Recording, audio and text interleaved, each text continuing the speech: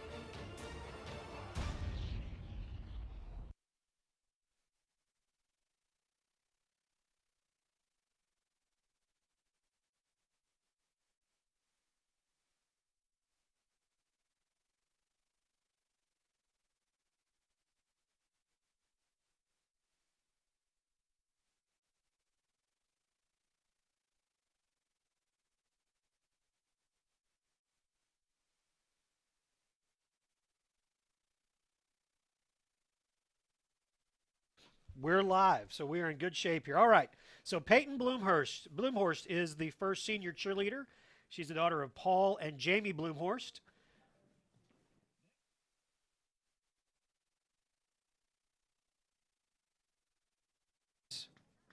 Gracie is the daughter of Todd and Janie Childress.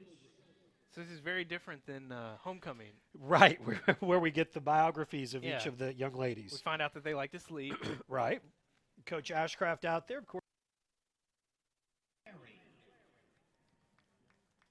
Lizzie Clary, is the daughter of Bill and Lori Clary. daughter of Bill and Lori Clary.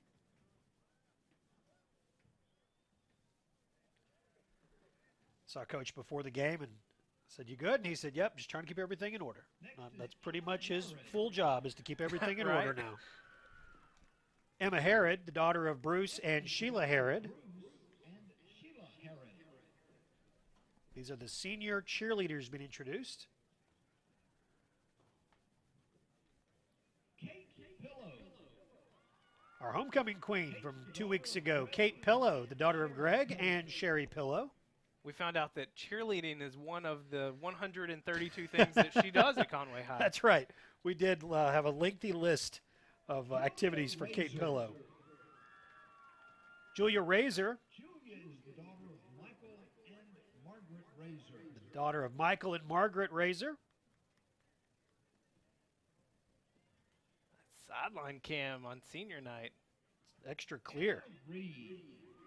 Anna Reed, the daughter of Brian and Nisi Reed. Daughter of Brian and Nisi Reed.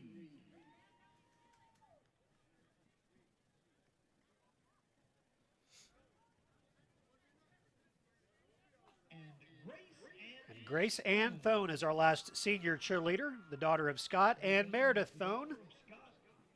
Scott Thone, he pretty active with us on social media. He I recognize is. that name. Yeah, no, Scott's been a huge help. When Corlin McKinney had a different jersey on a couple of weeks ago, helped us with that. First is Elizabeth. Time now to meet the senior dance team members.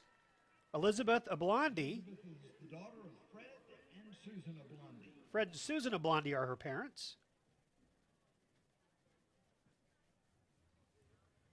Jasmine Cooper. Jasmine Cooper is the daughter of Jason and Heather Cooper.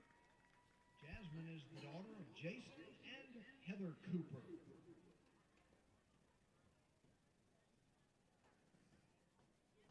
Just 5 seniors on the dance team. Jaylee Garrett Jones is up next. Garrett Jones. Daughter of Sarah and Christy Garrett Jones. Sarah and Christy Garrett Jones.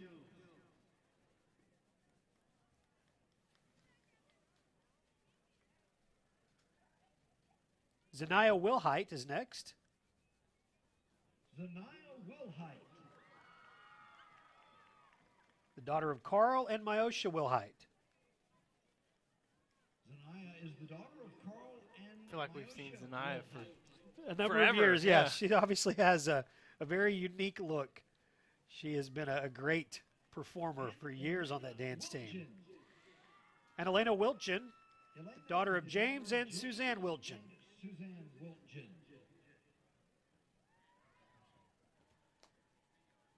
So the senior cheerleaders and the senior dance team members introduced first. The band seniors will be introduced at halftime, of course. Time now for our senior football team members. First 2 are a pair of brothers. Starters on the defense, Kane and Roman Aaron, son of Carrie Aaron.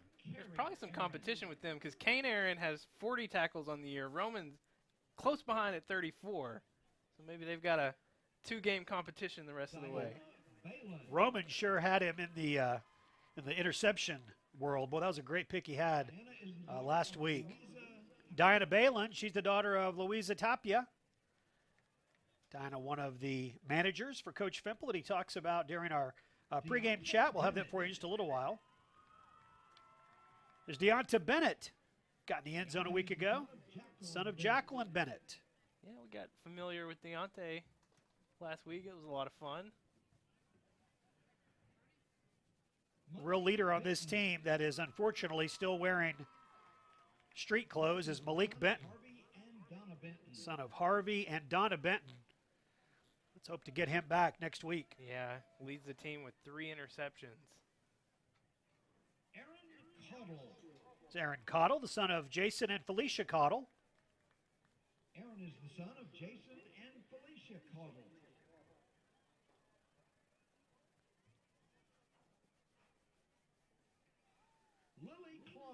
There's Lily Klein, the daughter of Richard Klein, another one of the managers. Lily is the daughter of Richard Klein.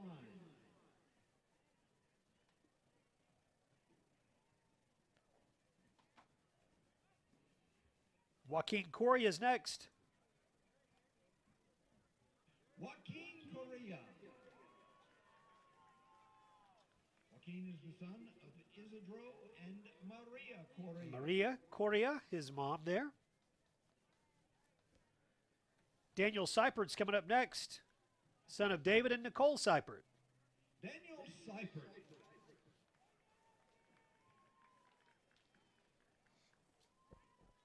He's the son of David and Nicole Seipert. Daniel, one of those multi layers of defensive linemen that we've seen come in and get some good time. Brandon Gibbons. There's Brandon Givens, the son of Jason and Wendy Givens. Had a chance to sit down with Brandon yesterday, actually, and spend a little time with him.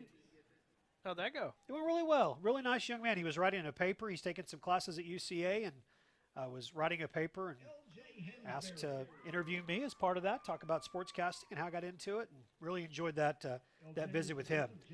There's L.J. Hansberry, the son of James and Brandy Hansberry. I talked to Coach Fimple about the job that young man did a week ago. In those conditions, the snaps were on point all Impressive. game long. Yeah. There's Peyton Hicks, the son of Bernard and Lakeitra Hicks. Peyton is the son of Bernard and Lakeitra Hicks.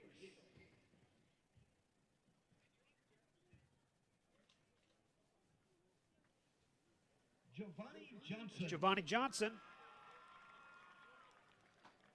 Giovanni is the son of Markiba Johnson. Markiba Johnson is his mom, and boy, Giovanni's made an impact on this team and on this campus that will be felt for a long, long time. Sean Knight. Sean Knight, the son of Ty and Amanda Ledbetter and Chris and Geraldine Knight. Ty and Amanda Ledbetter and Chris and Geraldine Knight.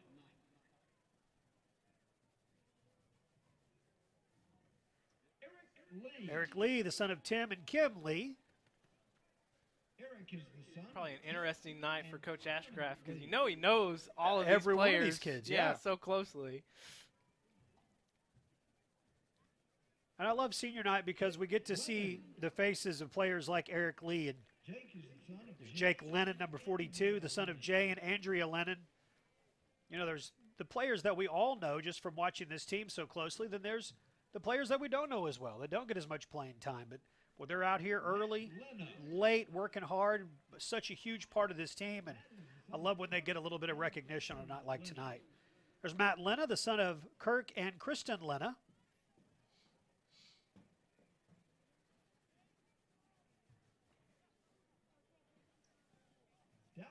McAllister. Dallas McAllister is next, the son of Randy and Kristen McAllister. Dallas is the son of Randy and Christine McAllister. Christine McAllister. I believe I called her Kristen, and that's not her name. Yeah. I left the E off. Kerry McLean is next. We've got to know Kerry well this year, the son of Melissa Dubuque and Rashad Allen. Carries 64 yards away tonight from 1,000 rushing yards on the season. He's been a huge presence for this team. He bided his time. He waited. Got Michael George gone, and then he has certainly proven his worth. Where's Will McKenna, the son of Tim and Jody McKenna? Will's the leading receiver for the Wampus Cats, 316 yards, 4 touchdowns. And really is a leader on the team when it comes to touchdown celebrations. I think game's on point when it comes to that. There's Tez Miller, son of Willie West, Starsky Miller, and Kawana Miller. Tez Miller had that interception a week ago. He was all pumped about it. I saw him posting it on social media. It was a great play down at the goal line. Helped preserve that shutout. There's Riley Morales, the son of Zach Morales and Charlotte Leha. A lot of times I've seen Riley be the player who's carrying that American flag running out. There's Jack Nelson, the son of Tom and Wendy Nelson.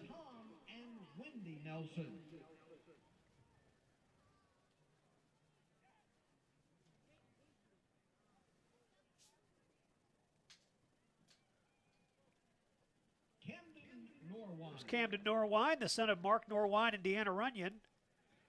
Camden is the son of Mark Norwine. He is the stepson of our buddy J.R. Runyon that does the play-by-play for the radio broadcast down the press row here, a couple of booths. No, it's a special night for J.R. and Deanna, their whole family. Alex Perez, the son of Ryan and Shoni Jacks. Alex is the son of Ryan and Shawnee Jacks.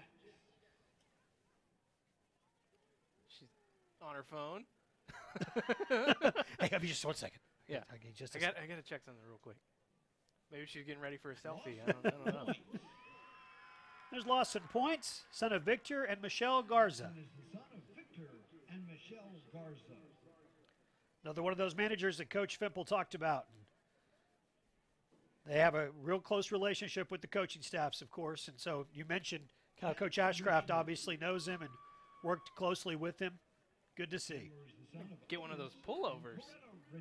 There's Chandler Richmond, the son of Otis and Coretta Richmond, the one that Coach is wearing. No, well, that one too, but the one. Oh, the that manager had. yes, yeah. Nick Richmond. There's Nick Richmond, the son of Daniel and Tiffany Richmond. Nick is the son of Daniel and Tiffany Richmond. He and Will McKenna did a lot of running last week for, well, nothing. They ran a lot of Hey, routes. they did some blocking too. I guess they did some blocking, yes. But it was a very interesting week. No passes at all a week ago. No pass attempts. All runs. There's Lance Rogers, son of Kerry Mason and Billy Rogers. Billy Rogers. Lance Rogers. Yeah, I was going to say, been a big part of this offense that's rushed for more than 2,000 yards already this year. Tyree Ross, the son of Melinda Williams. Tyree is the son Like Daniel Seipert, Tyree's another one of those players that rotates in on the defensive line. They've gone about 8 or 9 deep all year long, and it's worked. Sawyer Salmon. There's Sawyer Salmons, the son of Sean and Jennifer Salmons. Sawyer is the son of Sean and Jennifer Salmon.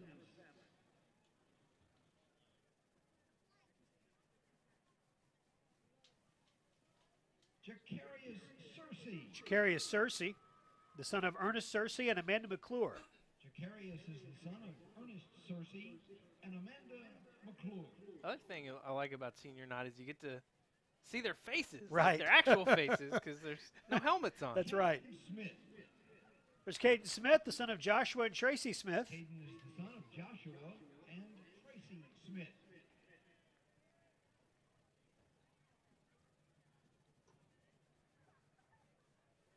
Randy Thomas. There's Randy Thomas. He has certainly made an impact in his only year as a Wampus Cat. Son of Patricia Johnson. Randy is the son of Patricia. He was Johnson. the transfer, right? That's right, from Bryant. Yep, so next week will be something he's looking forward to, you know. Conway at Bryant next week. There's Nick Tufu, Tufu. son of Sean and Valerie Tufu. The Tufus have been through senior night more than once. That's a football family right there. Adarius Washington. There's a Darius Washington, the son of Adrian and Denisha Washington. Adarius is the son of Adrian and Denisha Washington. So you can imagine my confusion when I got the roster at the start of the year that there was an Adarius Washington Right. and a Darius, Darius Washington. Yeah. Adarius, A-D-A-R-I-U-S, and Darius, D-A-R-I-U-S. Darius is the Darius son is the son of Tanika Burrell. I really had to convince myself that they were two different people because I really thought, well, their numbers are wrong. Well, they actually are two different people. There's Cade White, son of Todd and Angie White. Cade is the son of Todd and Angie White. He has made some big plays this year. Luke Williams. And then Luke Williams, son of Mark and Sonia Williams. Luke is the son of Mark and Sonia Williams. So Levi, as they show these seniors for their senior night, as they'll span the field, there's 36 players and 3 managers that cheer and dance squads as well. And what will be your memories to this point of this senior group? Well, just that we talk about it every week, but just how resilient this team as a whole is. You got to believe that a lot of that comes from these 36 players, the way they lead on the field, on the sidelines, in the classrooms every week. This team really surprised me. I didn't know what to expect coming into this season, and they've far surpassed my expectations. Made it to 7-1 at this point, 4-1 in the conference. Taking on a Little Rock Catholic squad that won its first 4 games, and they've lost 4 in a row since then. I was planning, my wife and I were starting to plan our Thanksgiving trip because we always go to Oklahoma City every Thanksgiving. And I said, it's very likely that we might be playing on Black Friday. Have to make a quick trip back like we did last year. You just never know with the way these guys have been playing. Team's certainly playing like that. All right, that ends our senior night activities. So what we'll do here is we'll take a quick break. When we come back in just a few moments, we will talk to Coach Fimple and get ready for our interview with him, and then look at tonight's game. Again, it's senior night. It's a big one. Conway needs a win. We'll keep an eye on what's going on 30 minutes down the road. North Little Rock playing host to Bryant tonight. That obviously is something of great importance to Conway fans. It's all coming up. We are just getting started. Senior night, Conway and Catholic on Conway Corp Channel 5. Hi, and welcome to Senior Night 2018. The Wampus Cats are playing host at the Catholic High School Rockets. Just a little while, we will have the kickoff for you in just a few moments. But first, we'll talk to Coach Fimple about last week's shutout victory over Little Rock Central. 31-0, Coach. Your defense did everything that they had to do to pitch a shutout. It was very nice to have one of those and be able to play base defense. We wanted to do some things going into it with the weather and everything. We wanted to base things up and make it a little bit simpler, and I think you saw that on offense too as we went throughout the game. And the environment sometimes does control those things, but when they're working that way, you just kind of keep going with what you're doing. And what you're talking about is no pass attempts. That's exactly not in a completion, no yards, not an attempt. Exactly right. Coach Rainey kind of got in a rhythm there with the offense and just kind of stayed with it. And we had no problems, no turnovers or anything like that. So, again, that's the easiest way is to turn and hand it off or just take off yourself. So, in a case like that, I think we need to spend just a moment bragging on L.J. Hansberry. Because all of that works only if the ball gets to the quarterback. Yeah, and again, with the conditions, you always try to, like at the very first, we were trying to get balls in and out with the referee. There's a lot of things that factor into that. Having a good umpire that has a towel to keep the ball covered up a lot of times. But again, he's been acclimated to it for about 3 ball games now. That's right. And so, he's kind of learned himself as he's going through what he needs to do and how he needs to keep his hands, especially coming over on the sidelines and stuff like that. So, again, those teachable moments we had back during the non-conference, it's starting at Jonesboro with the rain and being away and on the road. So, those are good moments. This team has faced some good running backs, some good running quarterbacks. Who we'll see tonight is one of the best. Sam Yes, Johnson. I tell you, he's very talented, very blessed, has great agility, great balance, and then he has a burst that a lot of people don't have. But you can always tell the ones that are special have. So we've got a lot of eye skin on him at this moment. I guess everybody that would play them would have those. But I tell you, one thing they've proved in is being able to throw the ball a little bit, and that's what they've been trying to work on. You can see as they go through the year, starting from game 1 to now, and then last week they got, with the rain and all, they couldn't, provide the passing game to go along with it. So, he is very gifted, very talented, and so we have to keep a lot of people looking at him. Let's talk about your seniors. Your first year as a head coach, been a great year so far, but just take just a moment to reflect on this. I tell you, you've been very blessed. We have 36 football players, and then 3 managers that are absolutely out of this world that have done a great job for us all year. But the senior class, I try to meet with them as often as I possibly can. Usually about once a week we'll get together. But again, they all lead in different ways. It's always fun to see them together and how they act around each other because they've known each other for quite a while. But not only just that, but to see them interact with the younger people, the 10th graders and stuff. So, it's good to see those different ways of leadership shown and the ones that you talk about and how you can do this. And it's just awesome to be around those guys. Well, we enjoy the seniors as much as we enjoy anybody. And watching these boys grow up, that's a big part of it, too. Watching them for the past couple of seasons. All right, we will have the kickoff in just a few moments tonight. Catholic and Conway on Conway Corp Channel 5. At Conway Regional, every day brings new challenges and celebrations. And one of those celebrations is being named the #1 hospital in Central Arkansas for overall hospital care. While we're proud of our awards, our team is driven by something more. You.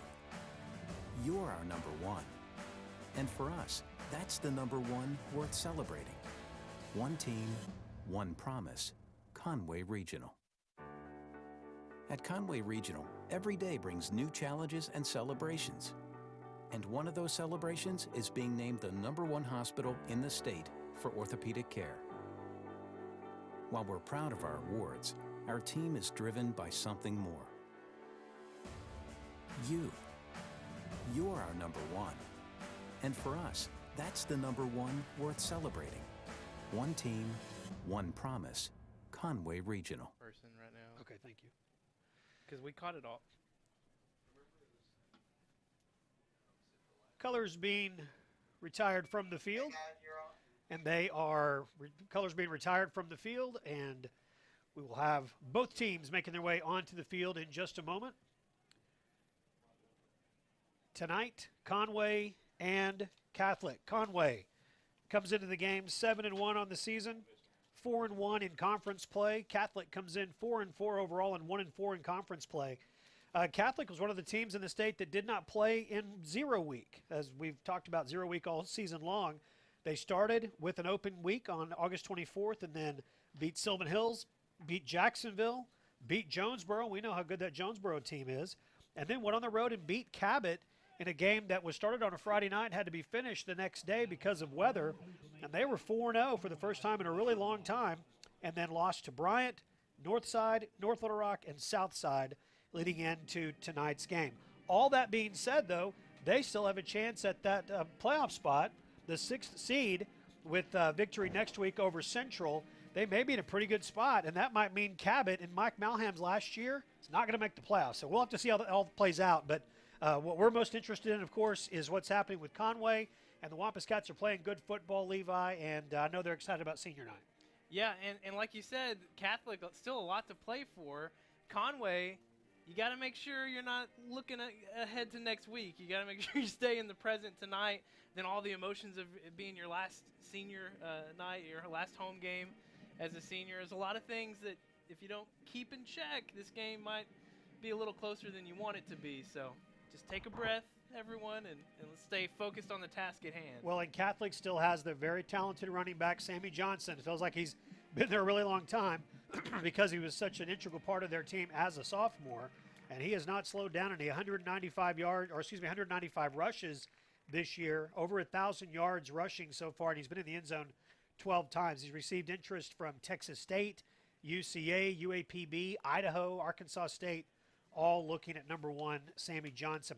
For the Wampus Cats, there are a couple of injuries I need to tell you about. First of all, and you saw it in the senior night activities, Malik Benton will not play tonight. Injured that shoulder a couple of weeks ago in a kickoff, trying to make a tackle on special teams. So Malik Benton is out. And also his backup, Riley White, broke his leg earlier this week. And so because of that, you'll see Parker Prock wearing number 31, which was Riley White's number. So we're used to seeing Parker Prock wearing 45. He'll have 31 on tonight. You feel for the White family because a year ago, Logan White, older brother of Riley White, he had a leg injury very early. I think he might have had a slightly broken leg too. I can't remember exactly, but he had an early injury last year in his senior year. Didn't come back until late in the season. So it's been a rough couple years of football for that family. Riley's a junior, and hopefully will heal back nicely and be a part of the success of this team next year. The defense has been playing some good football, but especially a week ago, of course, pitching that shutout. It was a Tez Miller interception deep right at the goal line that kind of preserved that. But overall, they've played some good football. They have kept Northside to 21 points. Northside can put a bunch of points on the board. Cabot, they scored 28, but they held them in check at the end of the game. And so there's been moments where they haven't broken too much, obviously being 7-1. And so many overtime games this year. I was talking with some friends Wednesday, and one of them was mentioning that their team went into overtime last Friday, and so they were explaining the rules. Yeah. And they were talking to me, and I was like, "Trust me, I know the rules. We've had three overtime games this year. I can't take any more of that." So tonight, Catholic, and then next week at Bryant. So elsewhere in the 7A tonight, the game that we will all be paying the most attention to, and of course, since we get to do these games live now, every game live, then we'll be able to give you real-time updates as far as these games go. In the past, we've always done this, but you've watched it the next day and you already know what happened. So it kind of loses a little bit of its luster. From a journalistic standpoint, it makes me happy that you're watching live, because tonight Bryant is at North Little Rock. According to the rankings that we do here at Conway Corp Channel 5, North Little Rock is number 1, Bryant Jeff is Matthews number 2. rankings. Yeah, I'll share it with everybody. The Wampus Cats are tied with Bentonville for the 3rd spot. And the number 5 team in the state is Bentonville West. But Bryant is playing at North Little Rock. Central is at Southside, and Northside is at Cabot. That Northside at Cabot game, interesting for a lot of reasons, not the least of which is that's Mike Malham's final home game. Next week they'll be on the road at North Little Rock. And as we mentioned, there's a chance they're not going to make the playoffs at all. Cats about to come out of the indoor facility and make their way onto the field. While we're waiting for them to appear, Levi, let me hear your concerns tonight. All right. I mulled over these all day. In fact, I didn't finish writing them until I got here because I wasn't sure exactly how to phrase a few of them. But number one, let's get the passing game going tonight. Now, this isn't anything that the passing game has done wrong, last week. They just didn't pass the ball at all because of the wet conditions. Right. No passing plays even attempted. Let's make sure we get that passing game going tonight. Perfect night. No concerns weather-wise, because we definitely are going to need that next week at Bryant. We want that firing on all cylinders. My second concern, defense, let's take some risks tonight. Let's not play too conservative and let Catholic stay around longer than we need them to. Last but not least, I just copy and pasted from a week ago. Don't look ahead. Yeah. You can't get to the 2 seed if you don't win tonight. I guess there might be a scenario. No, there's really not a scenario. Yeah, I don't think there is. You've got to win tonight if you want any shot at getting that 2 seed. No matter what happens between Bryant and North Little Rock, if Conway wins tonight, they have a good chance of getting that 2 seed. So we can't be looking ahead. Got to stay focused on Catholic, which is pretty easy to do because, Conway and Catholic, they just don't love each other exactly. And, Catholic's one of the few schools that we have played every single year since we started doing the games in 2001. With Central and North Little Rock and even Cabot, we kept playing because we played them non-conference.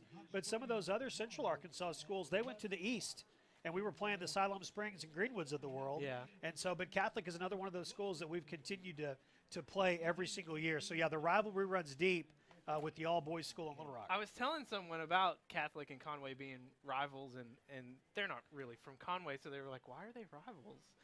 And I said, I honestly don't. I don't really know why. They just are. They just don't like each other a whole lot. It's probably just playing each other as long as they have. Captains making their way onto the field tonight, and you can see there are a bunch of them. That's because all 36 seniors are going to be the captains for tonight's game. They will walk across the field. The rest of the team will make their way to the tunnel. But those seniors are walking their way onto the field just to the left of where our cameras are located. And then they will go out to midfield to have the coin toss. And we'll get things underway tonight. Already week 9. It's crazy. Yeah. I mean, and the way that this season has gone, just all the success they've had on the field, just one loss, the wild games that we had, especially very early in the season, the rainy nights. It's just felt like a different, fast, crazy ride, and I feel like I haven't appreciated it as much along the way. And now we're here in week 9, and I'm like, where did it all go? Well, hopefully there's still a lot of football still to play. The captains making their way onto the field. I can see them walking towards Robin, our sideline camera operator, and she's done such a great job. And right on cue, there they are, Kane Aaron and the rest of the seniors making their way to the 50-yard line. So tonight, Conway renews their rivalry with Catholic High School. The Rockets did not make the playoffs a year ago, but they did 2 seasons back. And they are, again, even with a loss tonight, they've got a really good shot. They're playing Central next week, their traditional final game. And every indication is that that's a game that they could win, and if they do, that'd be 2 victories. And North Little Rock is hosting Cabot next week, and Cabot's going to have to run the table here to not lose out on the playoffs. They'll have to win tonight against Northside, next week against North Little Rock. Otherwise, I don't think that they're going to make it. There come the seniors 4 of them are walking out there. And about half a dozen more said we're all going to walk out. And a few of the others said, no, we can't walk out. Tyree Ross. They've got limits, guys, on how many captains you can have out there. 4 out there at a time, it looks like. Dallas McAllister, Chandler Richmond, Tyree Ross, and Kane Aaron. Those are your captains officially as far as the coin toss goes, but the whole senior class are the captains as far as tonight goes.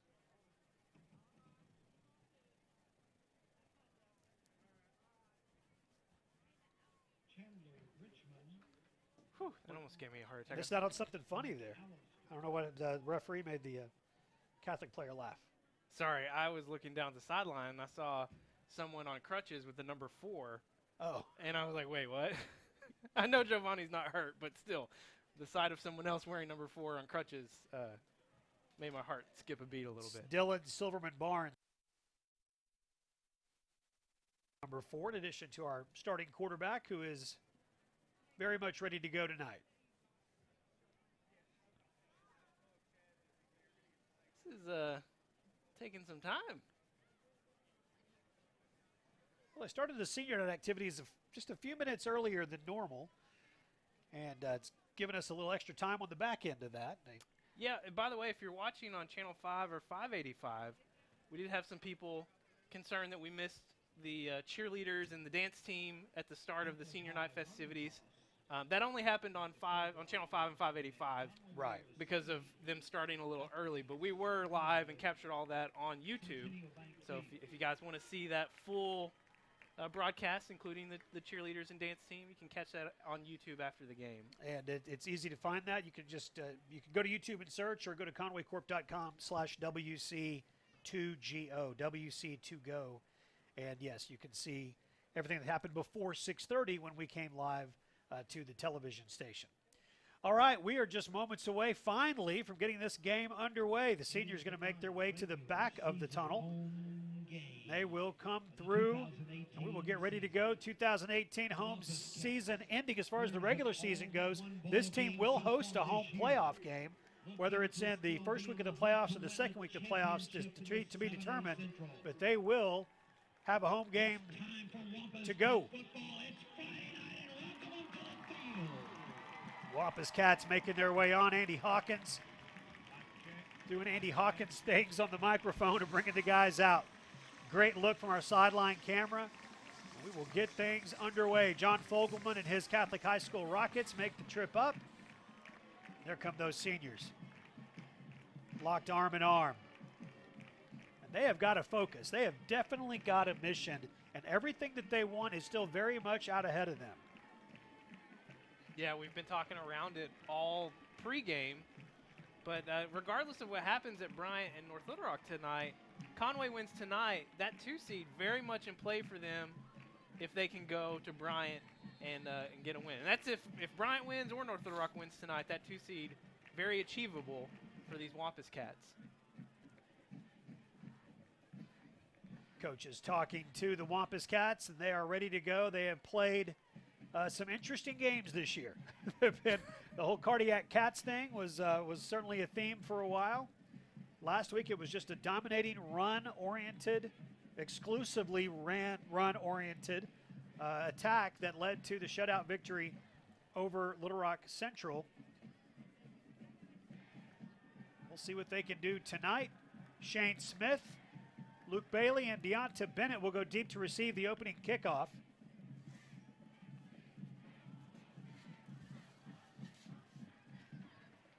Jacob Schneider will kick off for the Rockets.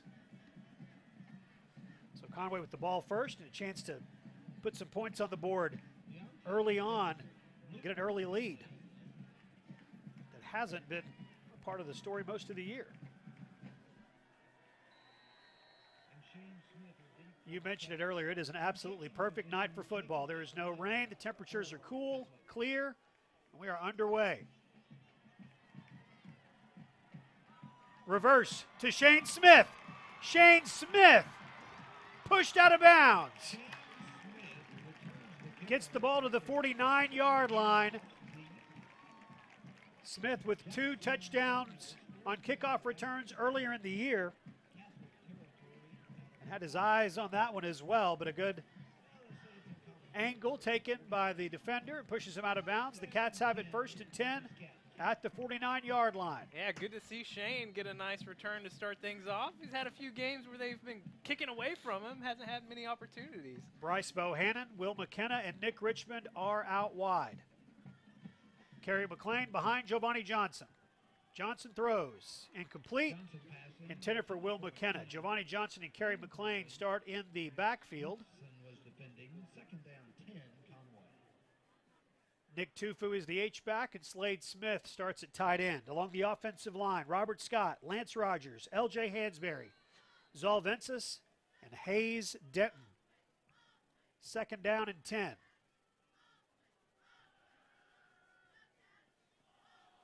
Looking for Nick Richmond. Giovanni's got him. Richmond gives up a few yards to gain a bunch more. Nice run after catch out to the 31-yard line. Giovanni Johnson and Nick Richmond, 1st and 10. I love what I'm seeing, Jeff. They are doing their best to address one of my concerns, which is, hey, let's make sure this passing game is sharp, that it's going. 2 passing plays to start this drive. Of course, the 1 incompletion and then a big gain there from Nick Richmond. Nick Richmond really come on here in the second half of the season. 19th catch on the year. 1st and 10.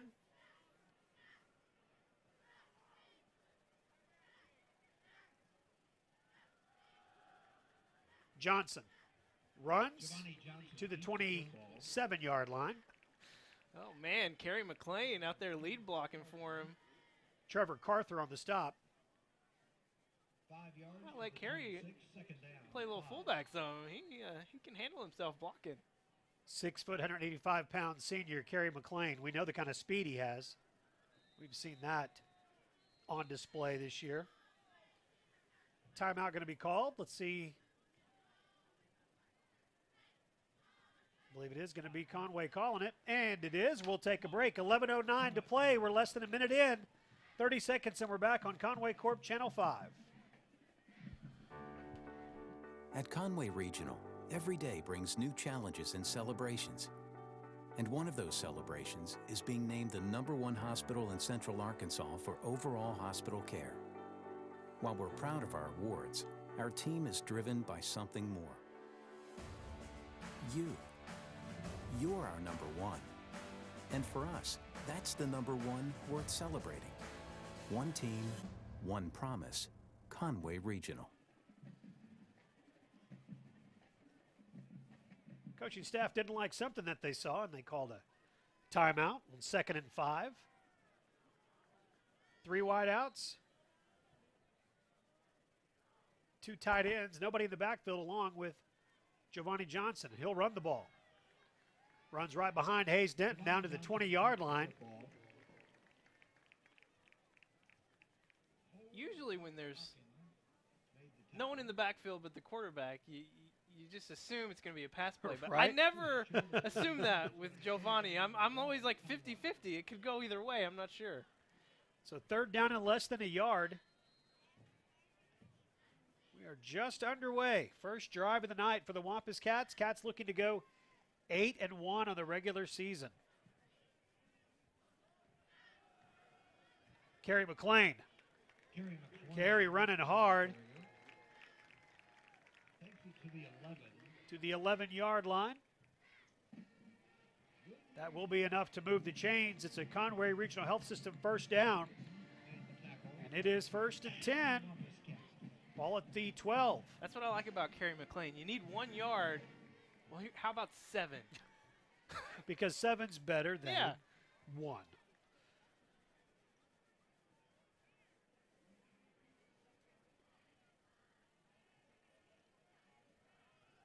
Johnson. Complete to Nick Richmond. He is stopped right at the goal line. Nice tackle made by Jackson Daniel. Kept Nick out of the end zone. Would have been his 3rd touchdown of the year. Instead, it'll be 1st and goal for the Cats at the 1-yard line. You know he wanted Yes. to reach out, but he did the smart thing because that defender's hands were in there. He made sure he kept both hands on that ball and kept possession. Giovanni keeps. He is folded up right at the goal line. It'll be second and goal. Tackle made by Lance Hockersmith.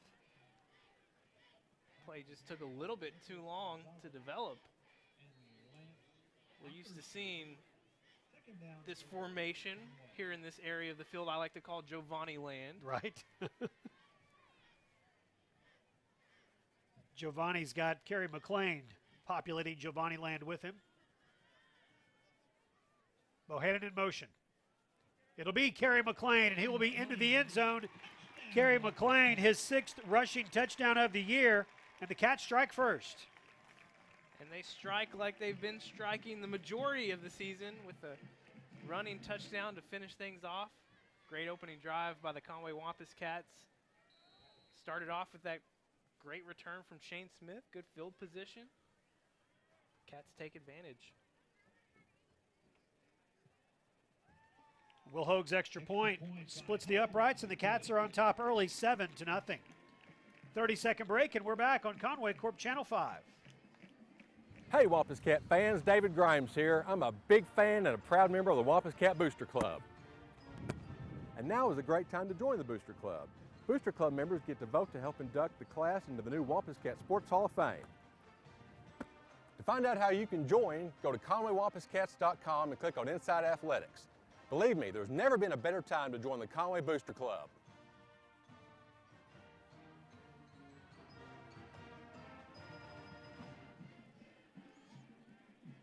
Just a few minutes into this one in Conway tonight. 9:08 to play in the first quarter. Conway leads 7-0. And an update on the game from North Little Rock. Bryant has scored early, just barely 2 minutes into that one, and Bryant is on top, 7-0 over North Little Rock. Will Hoag to kick off, and we will see Catholic's offense for the first time tonight.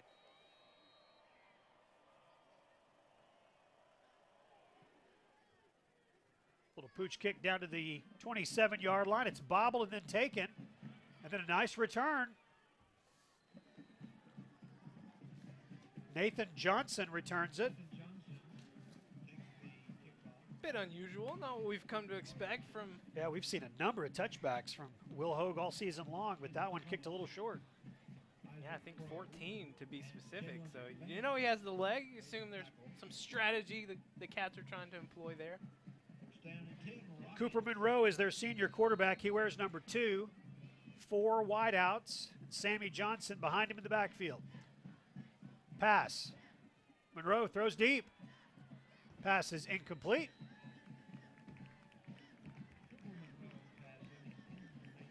Looking for Bryce Stein. Good coverage by Thomas. Gonna have to watch this secondary tonight with Malik Benton out, now Riley White out. They're gonna have to get a little bit creative. Tez Miller has shown some ability to move around, and he will play the safety. Tommy Grady gets a start at corner. There's Sammy Johnson for the first time out to the 50-yard line. Kane Aaron helps him up. Corlin McKinney. Tony Pasalacqua. That just shows you how fast Sammy Johnson is. Not many people run around Corlin McKinney. He's fast. Those first, down at the line of scrimmage, he's a fast cat. 3rd down and 5. Cooper Monroe looks to his left. Brings in the wide out a little closer. That's Nick Cobb. Money down. Monroe will throw. Pass is incomplete. Intended for Nick Cobb. Overthrew him by about 5 yards, and it's 4th down.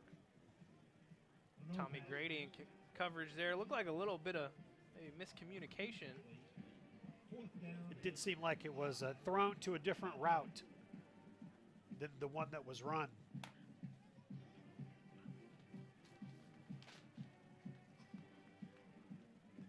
They're going to go for it on 4th down, unless it'll be a quick kick. And it will be. Nobody back. We'll see how far it rolls. Get away from it. Tez, what are you doing, Tez? Yeah, everybody a little bit of a heart attack there.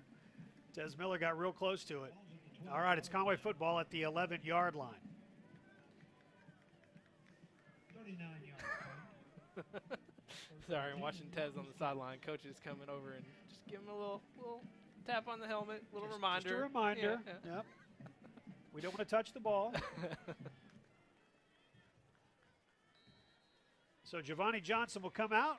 He didn't throw a pass at all a week ago. He came out throwing tonight, threw a couple. Picked up some good yardage with Nick Richmond. Let's see what Coach Brian Rainey dials up here. He dials up a run on the first play, and that's Luke Bailey. Luke down low to the 18. Luke Bailey, the ball carrier. I'm glad to see them coming out passing in that first possession. You expect to see more here because it's been a little bit more of an imbalance with this team in the pass-run department, the ratio, even from a year ago. I'll tell you a little bit more after this play. William Plafkin on the stop. Bailey will pick up the first down. Crosses the 26-yard line. It'll be 1st and 10. So the Wampus Cats of a year ago, at this point in the season, they were 60-40, 60 run, 40% pass. This team, same point of the season, 70-30. Really? 70 run, 30% pass. Oh, I know a lot of that has to do with the rainy games that we played. Had two That's true. where we just ran, Yeah, especially basically last week. 100%, yeah. But, want to get this passing game going because you're going to need it tonight. You're definitely going to need it next week against Bryant. Giovanni will run, and he will run, and run, and run to the 48-yard line. Giovanni Johnson, one of the seniors playing his last regular season home game on this field. It will not be his last game on this field. Cats will either have a home game in week 1 or week 2 of the playoffs. But senior night's always a big one, and they want to show out tonight and get a win and perform well. Big run by Giovanni Johnson. Just a little shaking and baking, then gave it one last little shake there at the end. Johnson steps up in the pocket and throws. Johnson passes in. Got rid of it and threw it between the defenders. So it's 2nd down and 10. And 10. Good job by Giovanni feeling that pocket collapsing. He steps up, gives himself just enough time to throw that ball as he was getting hit. Well, and it had the arm strength to put enough on it so that it got past those defenders, because where that pass was, if it didn't have enough zip on it, it's easily going to get picked. Quick throw. Look at that. Wow. Bryce Bohannon put his shoulder down and went through Trevor Carther. Moved the chains. It's a 1st and 10 for the Wampus Cats. We saw him pop a few Tiger defenders a week ago. He just seems to get stronger as the season has gone along. Bohannon, 5'8", 155 pounds, and he is solid. 1st and 10 Cats. Giovanni Johnson, backfield by himself, and he'll run. Follows Hayes Denton. Runs down to the 29-yard line. Johnson carried. Bryce Stein made the stop at the 29. Stein on the stop. 2nd down, 1. Cats up 7-0.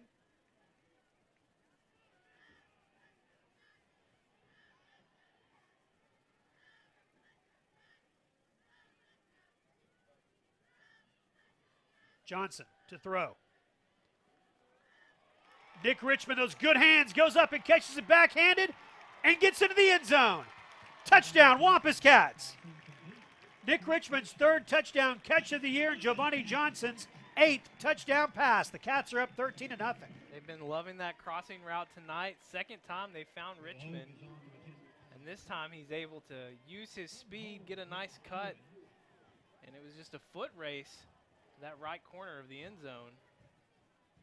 He's going to beat a lot of people in a foot race.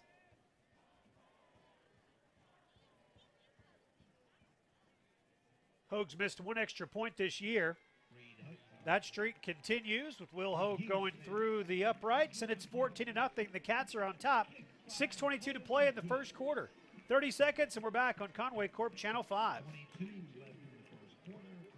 As we celebrate our 20th anniversary, all of us at Legacy Fencing want to thank you, the citizens of Conway and Faulkner County, for making us your favorite fencing company. Our goals remain unchanged: to provide fencing based on its longevity in years and not solely on the price per foot.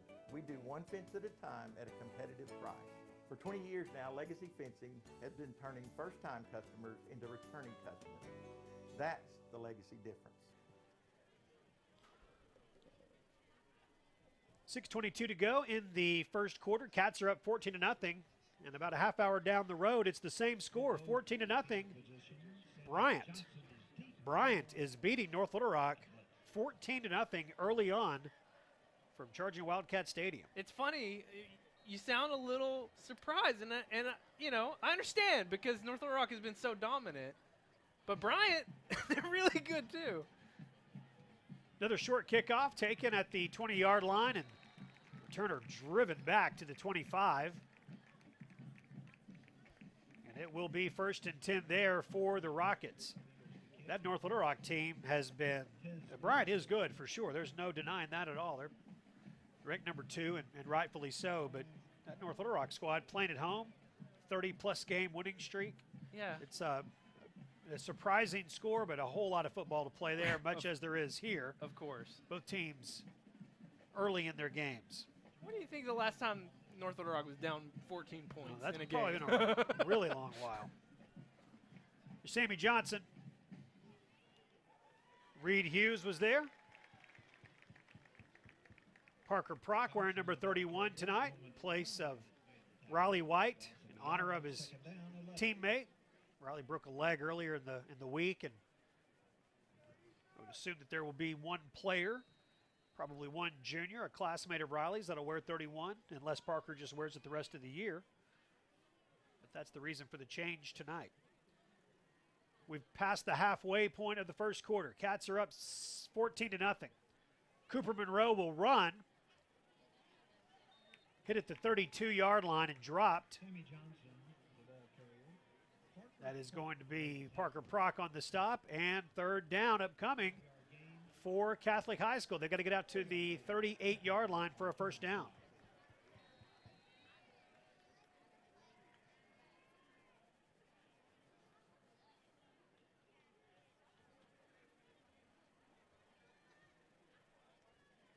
Johnson. Tommy Grady tried to get to him and could not. He's quick. Been quick for years. He's the type of running back that's going to make somebody a good college running back, too. Yeah, and wasn't it his sophomore year? You mentioned the last time Catholic was in the playoffs. I think they had a big first-round upset. He went off for, what, 200-something yards in that game? It was a huge night, yes. Kind of put him on the spotlight. 4 wideouts.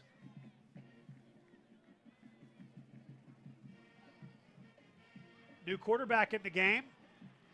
Pass is complete from Jordan Eddington. 6'1", 221-pound junior quarterback. Not a whole lot of times you see, a lot of times you'll see players listed with 2 positions. Not often it's quarterback and defensive end. And that's what Jordan Eddington is listed as. I mean, I could see him being a defensive end. Made a good pass there to Plafkin. He'll hand the ball off. Sammy Johnson, who will get bottled up and go nowhere. Maybe a yard at 2nd down. You're defending against a team like Catholic with a player like Johnson. It's all about containment. You've seen the Cats have some plays on defense where they've contained well and they've been able to bottle him up like you saw there. And then you've seen a few other plays where he just uses that speed to get around the Cats. Eddington looks to throw. Pressured, sacked at the 38. Correction, going the other direction. That's the 43. Kane Aaron got to him. Reed Hughes hustled through as well. It is 3rd down and long. Kane Aaron said, "You made me miss once. I'm not going to do it again." Reed Hughes coming into the game, just 10 tackles shy of 100 on the year, so he's well on his way tonight. 3.5 to play. We're in the first quarter. Cats up 14 early.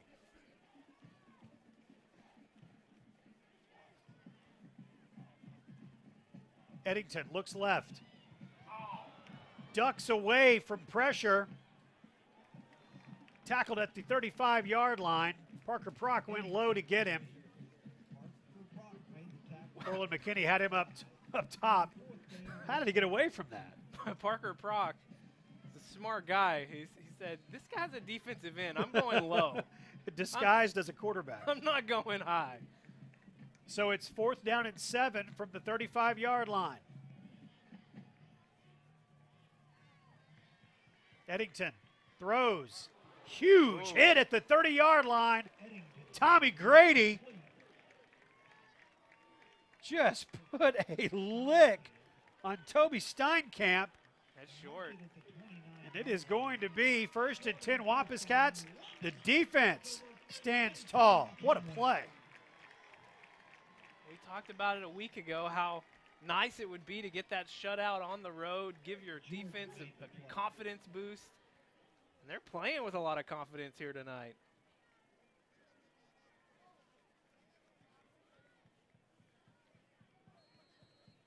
That starting 11 on offense, they have had a good year. 7-1. You know, since Conway lost the game a year ago to open the season at Springdale, the only losses this team has had have been to North Little Rock and Bryant. That's it. They have had a good 2-year run. Think about this senior class. Giovanni Johnson for Nick Richmond. Richmond to the 20, to the 10, into the end zone. How about Giovanni Johnson running to his left, throwing back. Richmond gets open and pulls away. The Cats are up 20. And that's something that Johnson's speed can buy you, is that escapability, the ability to get out of the pocket, and then that arm strength. He's running the opposite way, has to turn his body and just slings it on a rope to a wide open Nick Richmond. And a great job by Richmond. How many times do we see it when you're that wide open, you look away a little bit too soon, and he watched it all the way in. Will Hogue, 3 for 3 on extra points tonight, and the Cats have a 21-0 lead with 2.5 to play in the opening quarter. 30 seconds, and we're back on Conway Corp Channel 5. This is my home, and here's my hot water heater, located right above my living room. And here's the mess it made when it leaked. Really leaked. Kind of throws off the ambiance, don't you think? Well, I stayed calm and called the experts at All Clean Restoration, so here it is. My living room before the water damage, and my living room after. Or as I like to think, my living room before All Clean, my living room after All Clean.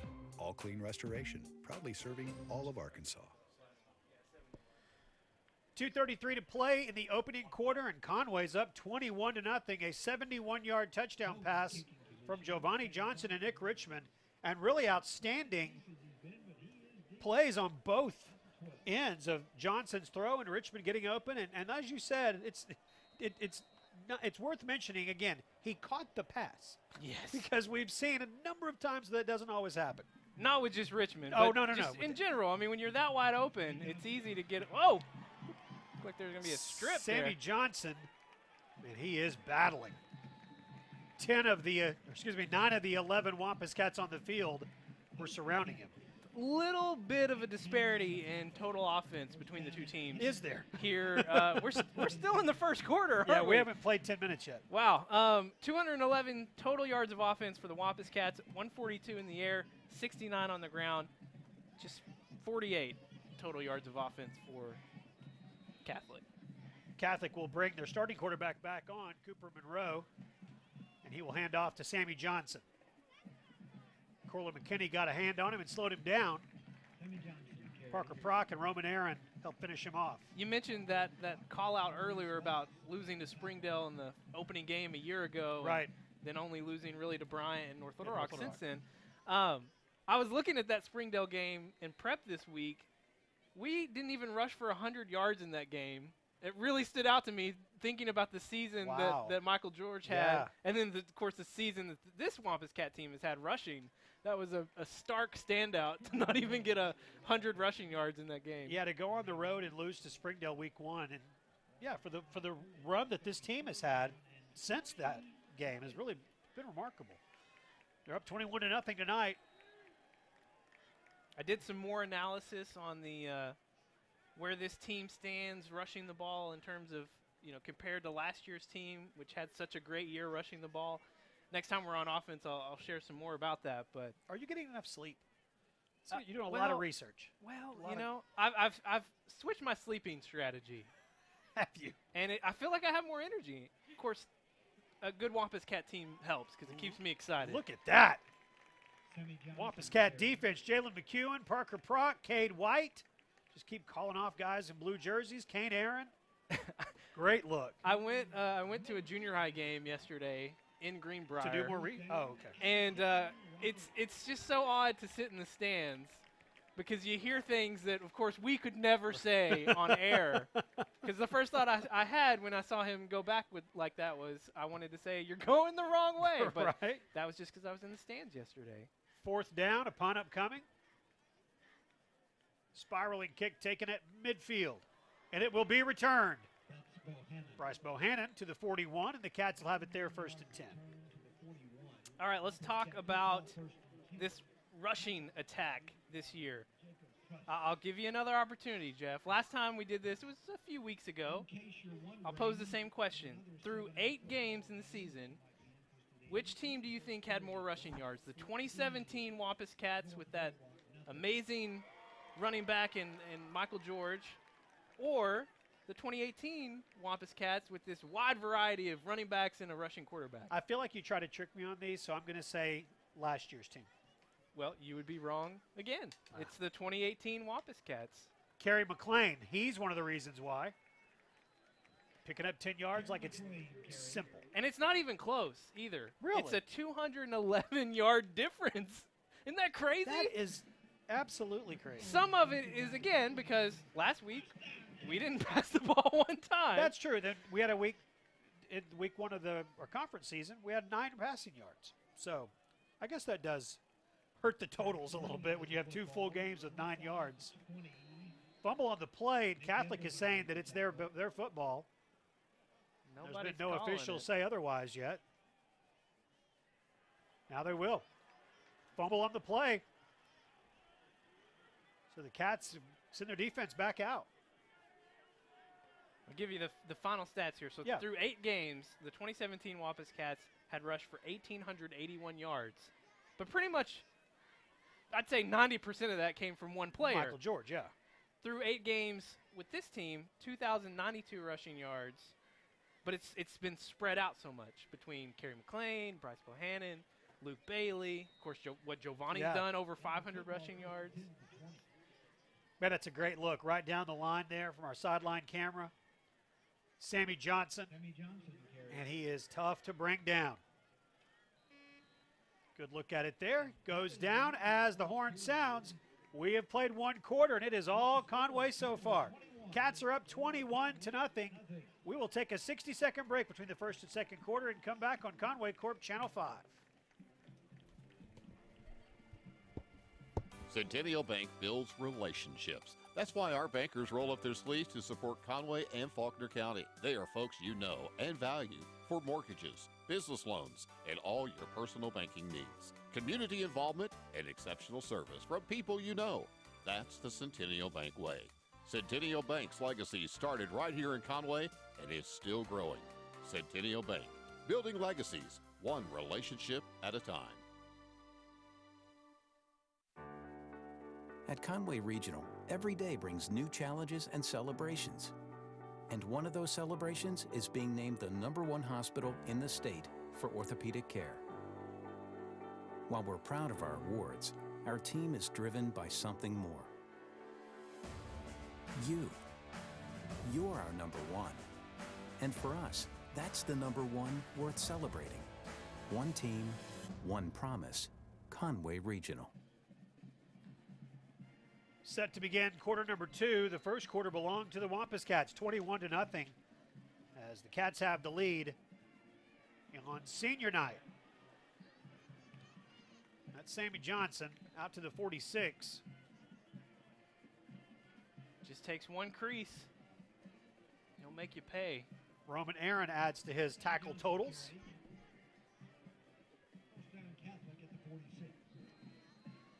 Johnson had rushed for over 1,000 yards coming into tonight in their first 8 games.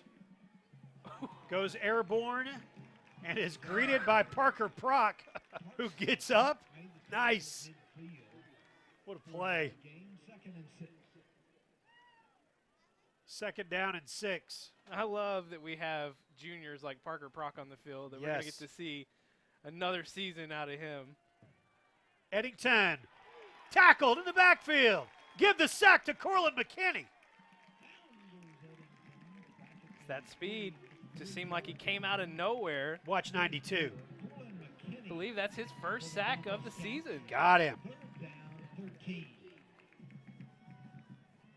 Third down. The big money down here. They'll leave Eddington in the game. Cortland's had 5 tackles for a loss, but first sack. Eddington throws. Complete. Pass was complete to Nick Cobb. 6'1" senior found a spot, just sat on it. Waited for the pass to get there, and Eddington's got a big arm. Move the chains for Catholic, 1st and 10. It's always interesting when we play against teams that trot out 2 quarterbacks.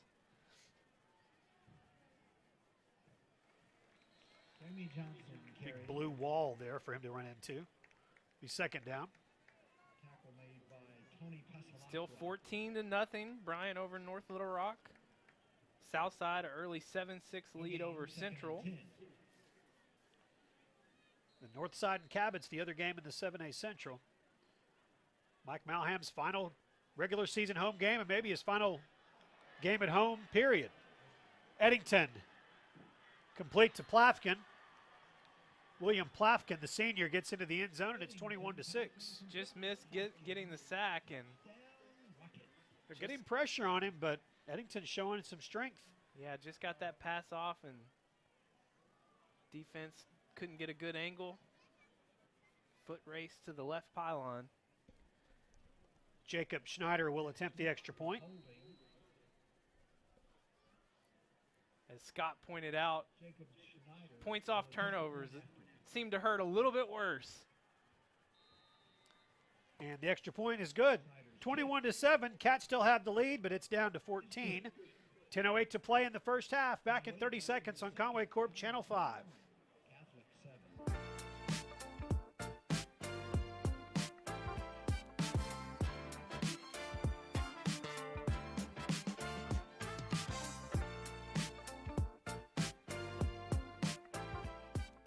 There's only one place in Arkansas to get a delicious grade A choice Chuck steak burger cooked to perfection and served with unlimited hand-cut Idaho fries. David's Burgers. Dine in or enjoy on the go with our takeout. David's Burgers is the right choice when the craving hits.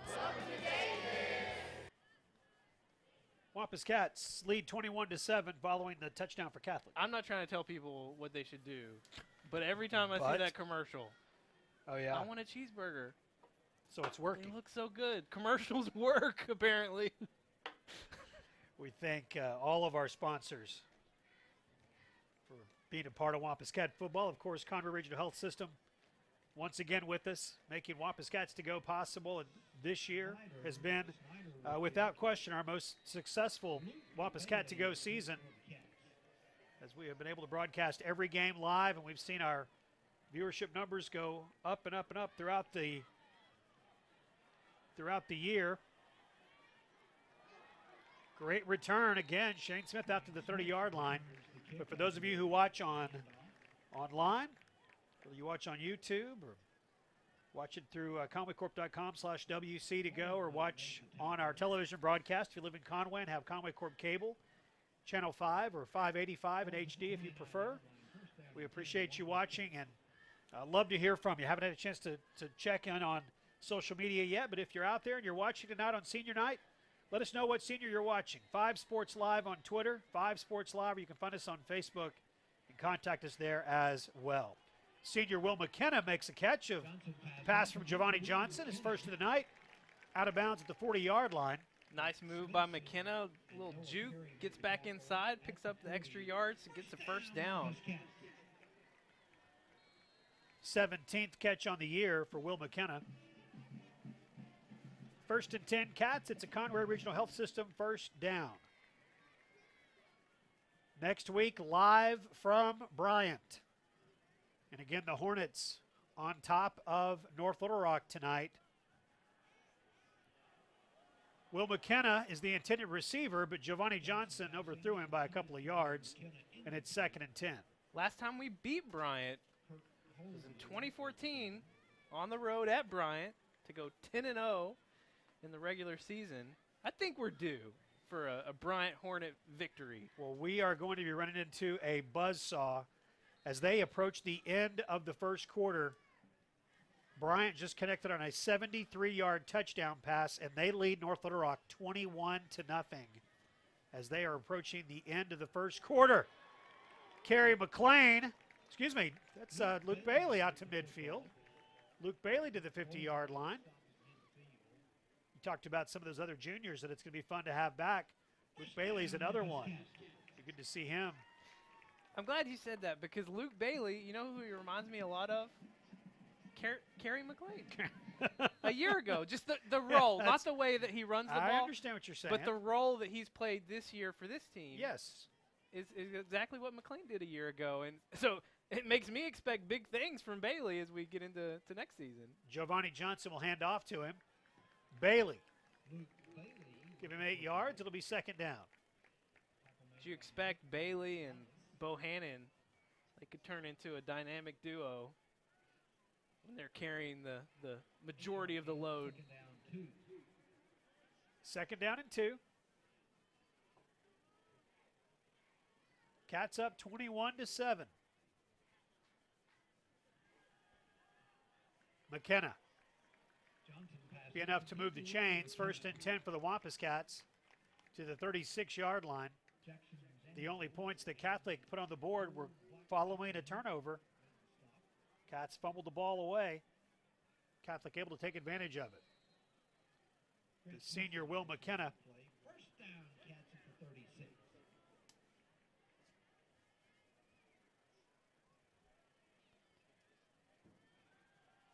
Complete.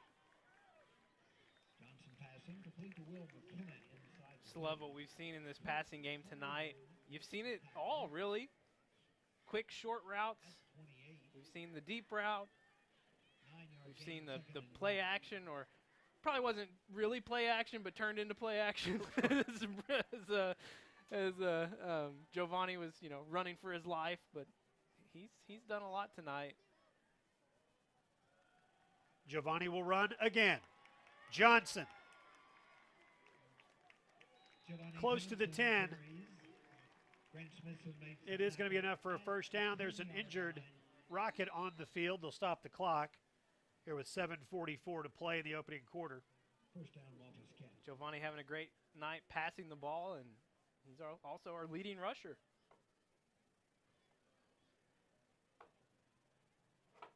They are going to take a moment to check on him. But while they do that, we will take ourselves a break. Cats up 21-7, back in 30 seconds on Conway Corp Channel 5. At Conway Regional, every day brings new challenges and celebrations. And one of those celebrations is being named the #1 hospital in the state for women's health. Plus, we're the only hospital in Conway using state-of-the-art 3D mammography. While we're proud of our awards, our team is driven by something more.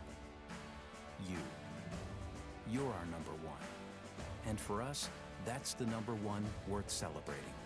One team, one promise. Conway Regional. Conway training staff going out to help the Catholic trainers as they attend to Philip Ball, and Brooke Mines asking for some additional help. Jacob Walton Connor looks like he's making his way onto the field as well.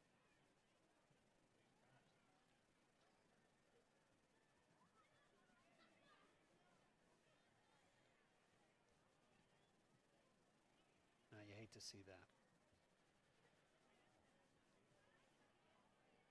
Yeah, it looks like they're going to need They're going to get the cart. a little bit more help. Yeah. Not a good sign for him.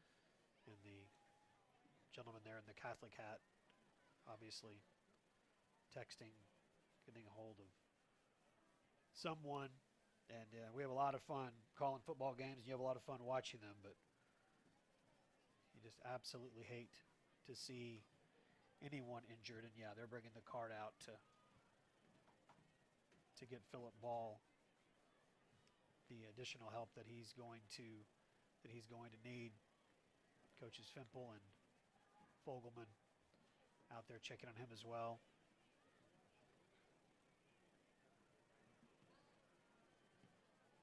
And they're going to send the Catholic team over to their sideline. Conway's already at theirs.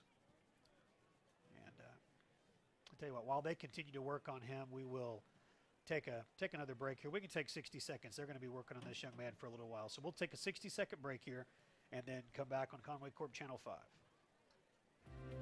Protect your family from fire with Conway Corp Home Security. Install smoke detectors and carbon monoxide detectors that are monitored 24/7. Stay safe at home and get alerts when you're away. Plus monitoring from your mobile device anytime. We make it easy to protect the things that matter and the ones who matter most. Safety for you, powered by us.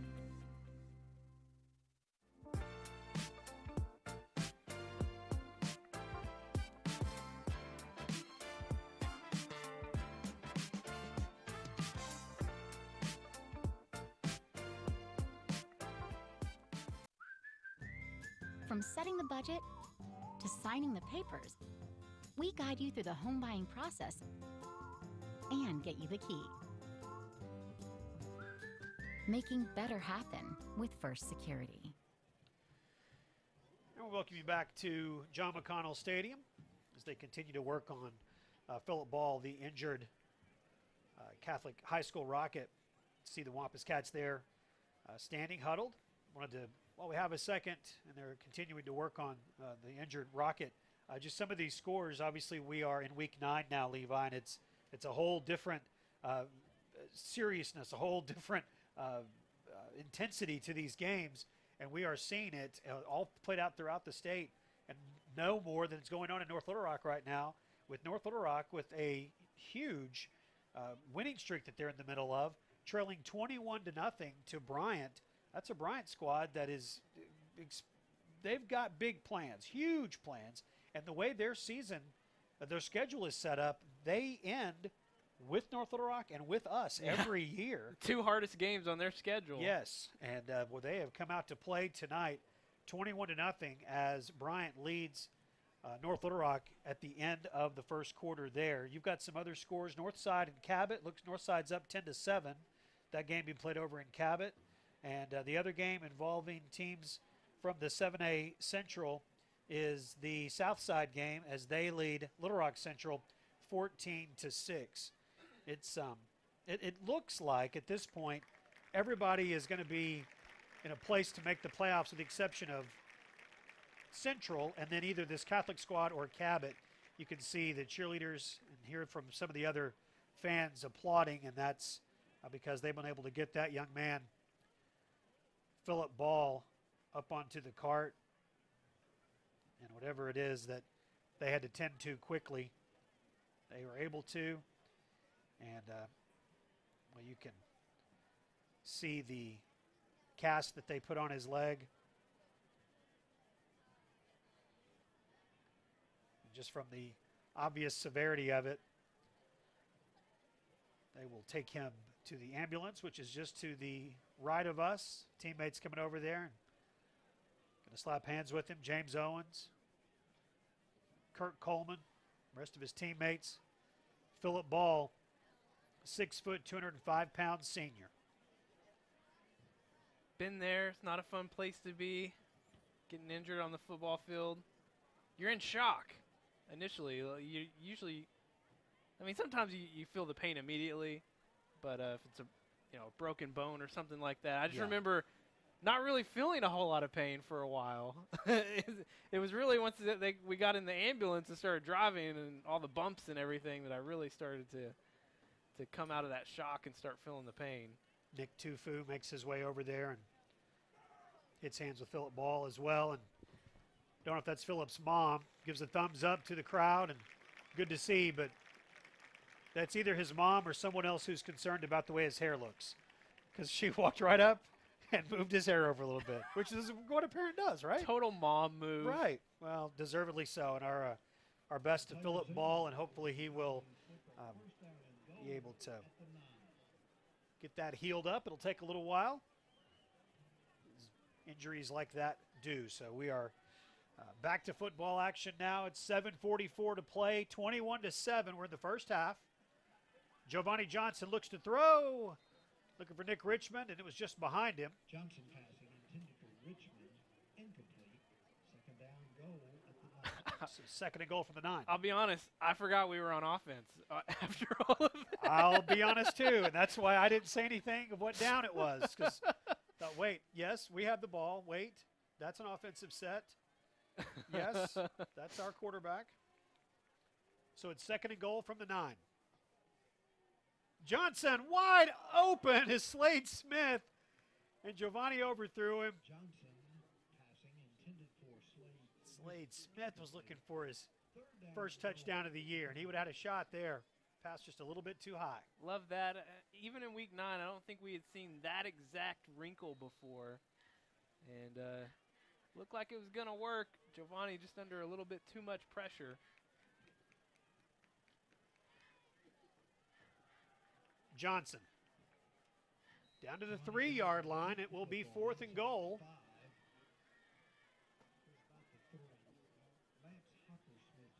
Hockersmith gets the stop. So it's 4th down and goal. Cats are up 14. 7:17, 7:15 now to play in the opening half, and the Cats are going to go for it. Coach Fempel leaves his offense out there, and Coach Brian Rainey, offensive coordinator, going to come up with something. And that something is a Giovanni Johnson run. And that something is a Giovanni Johnson touchdown run. Johnson, 16th rushing touchdown on the year. And the Cats extend the lead to 20. It's 27-7. I would say I was a little surprised that they were going for it there. But you're in Giovanni land. You know, give it to your senior. Let him do what he's done 16 times this season. Reed Hughes snaps. Nick McEwen holds. Roman Aaron and Giovanni Johnson celebrate as the ball goes through, and the Cats are up 28-7. Just under 7 minutes to play in the first half. We'll take 30 seconds and come back on Conway Corp Channel 5. Helton's Wrecker U-Haul has the service you need. Whatever the automotive problem, Helton's has the diagnostics to repair it. If you're moving across town or across country, Helton's is your #1 choice for U-Haul in Conway. We have a wide selection of packing supplies for every aspect of your move. Also, we sell and install hitches. Call 327-4696 for a quote. At Helton's Wrecker U-Haul, we are always on our toes. Give us a call at 327-7681. Will Hogue will kick off. 28-7 here. Conway on top. Update from down the road a little bit. North Little Rock has scored. And just into the second quarter, Bryant leads North Little Rock 21-7. Cabot's on top of Fort Smith Northside. As the Panthers have scored, they're up 14-10. Week 9. It is fun from here on out. Sammy Johnson puts one hand on it. Will Hogue's kick goes into the end zone. Another touchback for Will. And it will be 1st and 10 for Catholic.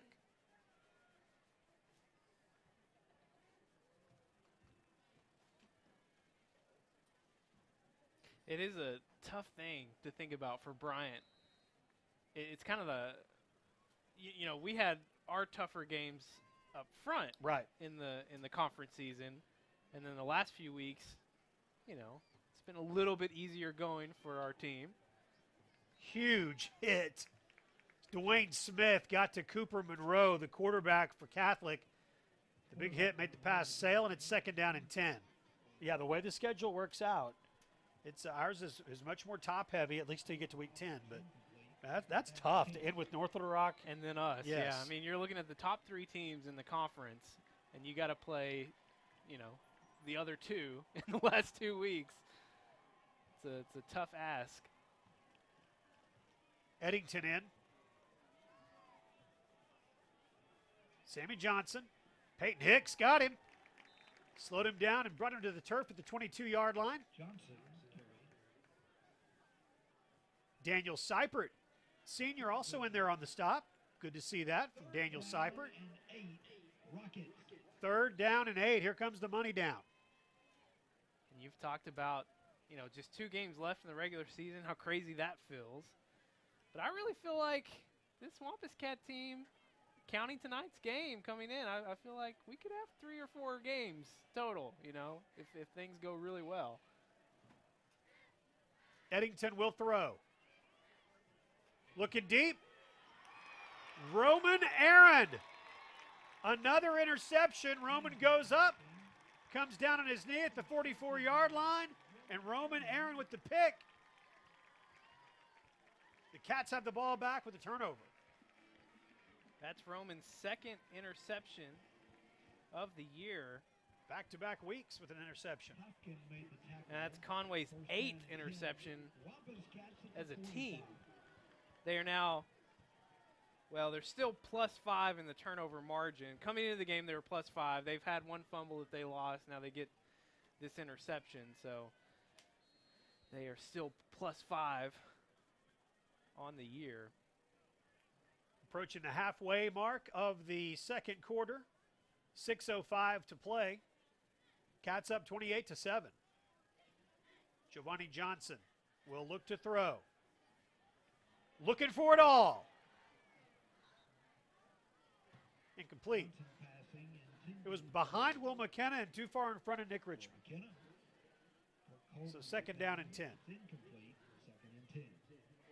Mentioned earlier in the broadcast, coming into the game, Kerry McLean was 64 yards away from 1,000 rushing yards. Last check, I think he was around 43 yards away. So he's a little bit closer now. He's got 33 yards on the night, so he's 31 yards away. Oh, I was looking at the wrong one. I was looking at Luke Bailey. 21 rushing yards for Kerry McLean. Add a few more. 9 more there. 9 more there, so he's up to 30 now. He's 34 yards away from 1,000. 3rd down 1, Wampus Cats. 3rd down and a yard for the Cats. Richmond and McKenna out wide. Kerry McLean. Kerry into the secondary and brought down at the 27-yard line. Move the chains for Conway. It's a Conway Regional Health System 1st down. Well, he's getting closer now. I think he heard me. Yes, the math is fast. It's up to 1,000. It's like I can get 1,000 on this drive here, guys. Just keep giving me the ball. Cats up big, 28-7 and threatening.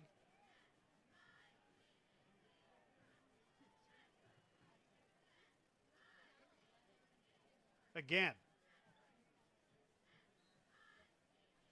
McLean the ball carrier. The thing about this running attack is that it can shorten games if the Cats find themselves in a place in the playoffs where they need to do that. And I love the diversity that we're seeing. And yeah, we talked about it a lot. There's been 2 games just due to the elements that they had to run the football. But even if they didn't have to run the football, they still could. Blocking is there. The backs are obviously there with the talented running backs that the Cats have. Flag on the play, one of the few that we've seen tonight. See what this is before 2nd and 7. Especially depending on, if they end up as the 3 seed, they have a home game to start, then you win that, you're going to go on the road and up in Northwest Arkansas. So you just never know who you're going to be playing in that 2nd round if you get to that point, but it's probably going to be a team with a really good offense. Probably. So your best defense for them is to keep the ball away from them. And I wouldn't be surprised to see Conway really lean into their strengths as we get into the postseason. 2nd down and 12 following the penalty against Conway. Giovanni Johnson looking for Bryce Bohannon, touchdown. 29-yard touchdown pass. Giovanni Johnson to the sophomore, Bryce Bohannon. What I love about this pass is when he throws it, Bryce hasn't beat the defender yet, but he puts enough touch on that pass because he knows Bryce has got more speed than that defensive back. Puts it in a perfect spot. Bryce just goes up there and gets it. What a passing night for Giovanni. Grant Smithson was the defender, and yeah, that was not fair. Bryce Bohannon was going to beat him to the open spot. Will Hoag's extra point is good, and the Cats have a 28-point lead, 35-7. We will take 30 seconds and come back on Conway Corp Channel 5. At Conway Regional, every day brings new challenges and celebrations. And one of those celebrations is being named the #1 hospital in Central Arkansas for coronary bypass surgery and cardiac care. While we're proud of our awards, our team is driven by something more. You. You're our #1. And for us, that's the #1 worth celebrating. One team, one promise. Conway Regional. 4:22 to play in the first half, and the Wampus Cats are up 35-7. Will Hoag to kick off. Coming up at halftime, we will have the Conway Regional Health System halftime show. We'll check all the scores again around the state. Good ones in Bryant and Cabot tonight. Games very much of interest of Conway fans in the 7A Central. We'll check on those. Also, we will have the performance of the Wampus Cat Marching Band, their traditional senior night, which is always one of the highlights of every season. The hats, the right? hats, Yeah. and just the performance and the emotion, just all of it. It's very, very cool. And to be real honest, I'm especially excited this year to see the way it's going to look with our sideline camera and really be able to take you, the fan at home, in there really close and get to see some of the emotion of senior night with the Wampus Cat Marching Band. That'll be coming up at halftime. Cats are up 35-7. This two-quarterback system for the Rockets. Once again, Cooper Monroe. And it doesn't matter which quarterback it is, their main job should be to hand the ball off to one. That's Sammy Johnson, not getting much. Other thing at halftime, I got to get my mind right. Talk some basketball. That's right. You'll be talking to Coach Longin and Coach Hutchcraft. Excited. I was prepping my questions today and just getting excited thinking about both teams. Hey, I'm telling you, and be sure and ask Coach about the depth, or Coach Hutchcraft, Ashley, ask her about the depth on her team, especially the young depth. There's some freshmen who are going to make an impact on this team, one in particular. Out to the 30-yard line. Caden Smith on the stop on Sammy Johnson. And it is third down. We feel pretty confident we're going to have a home playoff game no matter what at this point. We will have a home playoff game. Yeah, I don't know that we could fall to fifth. 5, yeah. So, yeah, we're going to have a home playoff game either in week 1 or week 2 of the state tournament. We'll need to line up another halftime interview. I'm enjoying going down on the sideline during halftime. I think I have somebody in mind. All right. Pass from Monroe. Got just enough. Pass was incomplete out to Nick Cobb. Tommy Grady was in the coverage and will move the chains for Catholic. Had a chance to meet Coach Ryan, the wrestling coach, a couple weeks ago. Really, really nice guy. He actually sent me a photograph of one of their wrestlers because he'll be a part of Mason Choate's report coming up between the third and fourth quarters, the Wampus Cat report. And so maybe Coach Ryan could come up during that first playoff game.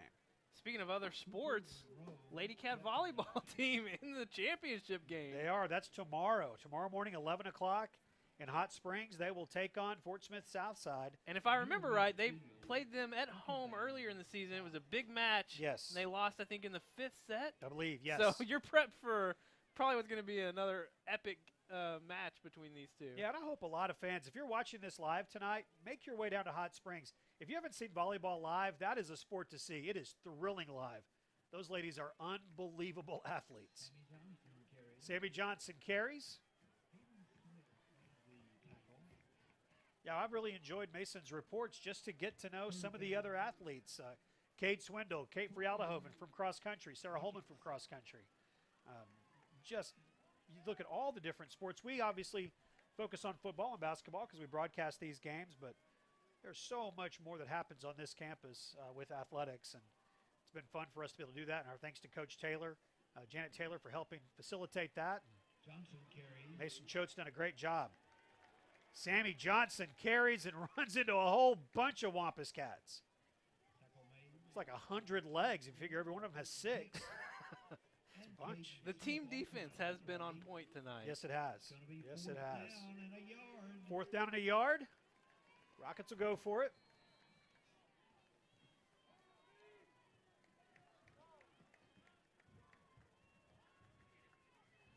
Minute 40 to go, first half. Quarterback keep. Oh, I don't know. I think Stats pushed him back with his reaction there. It is not going to be enough. Great surge from the defensive line. You can see their reaction on the sideline. Exactly what you're hoping for. Minute 29 to go in the first half, and the Cats have the ball back just 54 yards away. Stats is calling for the bomb. Throw it. Throw it. Oh, man. What a stand by your defense there. 4th and short. Coming off of a shutout a week ago. They gave up 7 points tonight, but it came on the after a turnover. See what the Cats offense can do here. Giovanni, 9 of 15 for 196 and 3 touchdowns. The second option was Bryce Bohannon. He makes 2 Rockets miss and almost made a 3rd and a 4th. Stopped the clock down at the 37-yard line. It's 1st and 10 for the Wampus Cats. Giovanni easily goes over 200 yards passing there on that play. 2 timeouts for your Wampus Cats. 1:06 left. Plenty of time.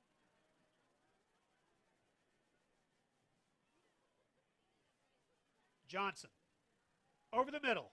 Will McKenna gathered it in, brought down at the 22-yard line. I love to watch Giovanni look through his progressions, and that time looked right first, and then over the middle to McKenna. Move the chains again. Everything's just been so sharp tonight. The route running, the pass blocking. Again, McKenna goes up and pulls it down. What a great catch. And the passing. And the passing, yes. It's all been on point. The Wampus Cats. 43 seconds to go and 7 yards away from going up 35. 243, 3 touchdowns, 12 of 18 passing. By far his best passing performance of the year.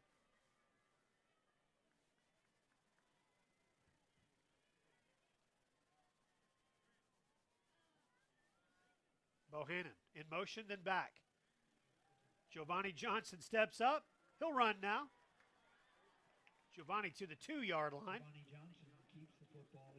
That was 1st and goal, so the clock's not going to stop. The Cats do have 2 timeouts if they need them, and they will take one right here. That gets us into Giovanni land. If you're wondering what Giovanni land is, it's anywhere inside the 5. That's what I consider Giovanni land. You know, if I had any sort of, I don't know, talent, I would create a Giovanni Land T-shirt. Yeah. And it would be, I don't know, it'd be some cool design. And we would sell it. We're talking to you, creative people. We would give the money to charity. And we would keep some of it. And I would buy one because you would. I would like that. Giovanni Land. I think Giovanni Land is a real thing. Maybe put him on like a roller coaster that ends like in the end zone. Okay, you know? Yes, I see where you're going with that. Maybe Giovanni Land needs its own Twitter account. See if you can find that. You're just throwing out a lot of good ideas. I'm the idea tonight. guy. I have no implementation, but I got plenty of good ideas. I'm an implementation guy. We should work together more often. Really? You know, get beyond just Friday nights. I like it. I like the way this is going. This is a good meeting. Good. We should talk again. I wonder what they're going to do here inside the 5. You mean in Giovanni Land? Yeah, yeah. 2nd and goal, 28 seconds. Kerry McLean is with him in the backfield. Richmond in motion. And a flag. Oh, no, we're going to be outside Giovanni Land now. So then what happens? Well, it opens things up a little bit more because the way he's been passing tonight, maybe get some play action. Maybe look for, is Nick Tufu out there? Slade Smith? Find one of those guys? Yep, they're both set up to the right, 15 and 43 respectively.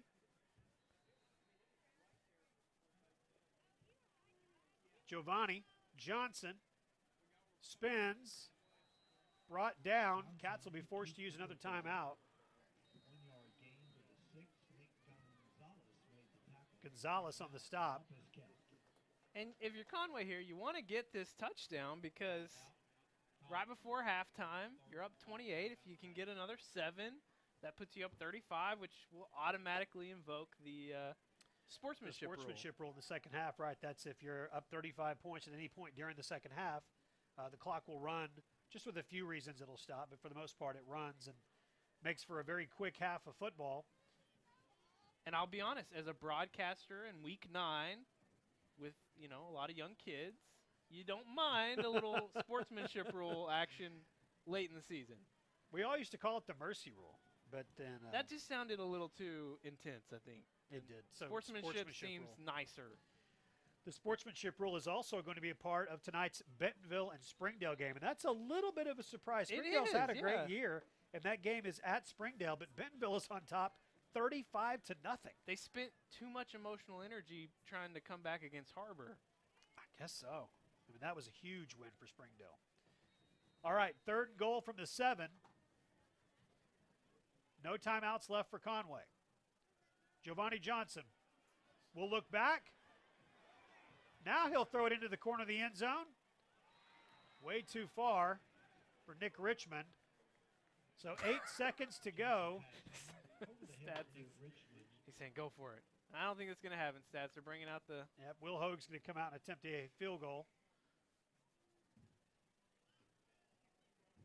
Catholic's going to get the ball to begin the second half, so we will need a stop, and then we will need some points. 23-yard field goal attempt. Will Hoag will put it through. It's 38-7. 38-7 as we are getting closer and closer here to halftime. We'll keep it here for these last few seconds. We will check halftime scores for you coming up in a moment. We mentioned the 35-0 lead for Bentonville over Springdale. A couple of games of interest, of course, in 7A Central. Cabot has a lead over Fort Smith Northside now 21-10 at halftime. Again, that very well could be Mike Malham's final home game at Cabot. And in North Little Rock and Bryant. Bryant has the lead there 21-7 as they are about halfway through the second quarter. Cabot trying to stay alive. Trying to. Yep, they're going to have to win these last two, I think, to make it. I don't know if there's a scenario, because next week Catholic will play Central, a team that they should beat. And if Cabot and Central, or Cabot and Catholic both end up with the same number of wins, the head-to-head's going to go to Catholic. So Cabot has got to win them both, but one at a time. Kick lands at the 25. A big hit on the returner.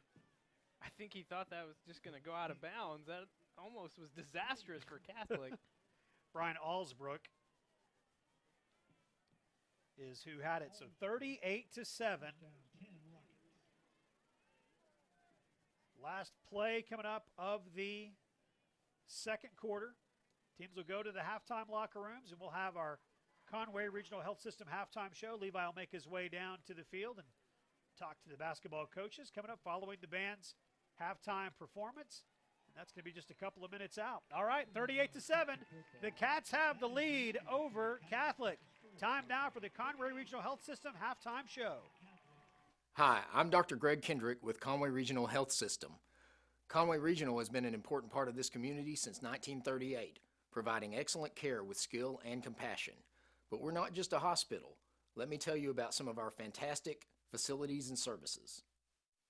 Located off of College Avenue, just a few blocks down from the medical center, Conway Regional After Hours Clinic is equipped to handle a wide variety of problems for patients of all ages. If you need urgent care, and it's after work or on the weekend, the Conway Regional After Hours Clinic is open 7 days a week with no appointment necessary. Conway Regional After Hours Clinic, your best option for after-hours care. Located on Robinson Avenue next to Laurel Park, the Conway Regional Rehabilitation Hospital is one of only 4 licensed inpatient rehab hospitals in the entire state. Patients are cared for by specially trained staff under the direction of an on-site physician who specializes in rehabilitation medicine. Conway Regional Rehab Hospital, your choice for comprehensive care to bring you one step closer to home. With 4 locations in Conway and Greenbrier, some with extended clinic hours, Our dedicated team provides therapy services, including physical, speech, and occupational therapy, aquatic therapy, cardiac rehabilitation, sports outreach, and pelvic floor rehabilitation. At Conway Regional, we are committed to providing all of our patients the highest quality of care. It is halftime. 38-7 is our score. The Wampus Cats have the big lead. Wampus Cat Cheer and Dance are going to perform here for us at halftime. And then we will have the Wampus Cat Marching Band, as their performance tonight is always one of the most special performances, each year, as it is their senior night performance. All of the cheerleaders, the band, or cheerleaders and dance will do their performance, and then the band with their hats and everything. Always makes for a very, very fun senior night festivities. 38-7 again is our score. Conway has played a fantastic game tonight on senior night, taking care of business the way that they needed to take care of it. Looking forward to next week at Bryant. Always, always, always, it seems like that game has got so much on the line, and next week will be no different, especially if the score remains the way it is in North Little Rock right now, with the lead belonging to Bryant over North Little Rock. North Little Rock with that huge winning streak, #1 team in the state for quite a while, defending state champions. We will see what happens in the second half there. We know firsthand what North Little Rock is capable of in the second half, as they poured it on us in the second half after we had tied that game up in the second quarter a few weeks back. Conway Dance Team, they will perform, and then we will have the Wampus Cat Marching Band. Following the band's performance, we will talk to coaches Ashley Hutchcraft and Salty Longing down on the sideline. Levi Gilbert will be down there with them.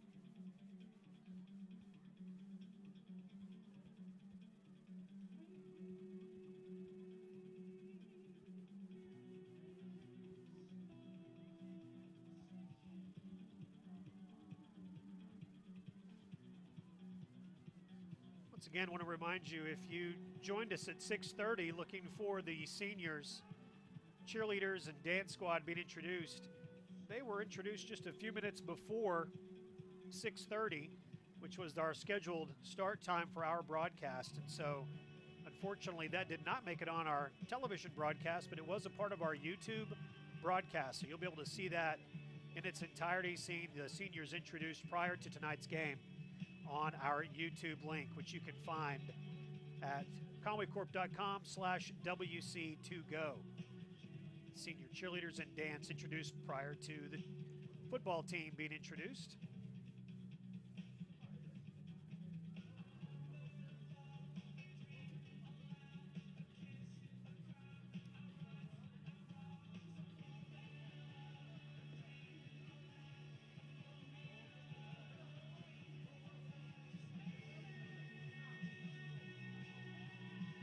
Great job by the Wampus Cat Dance Team.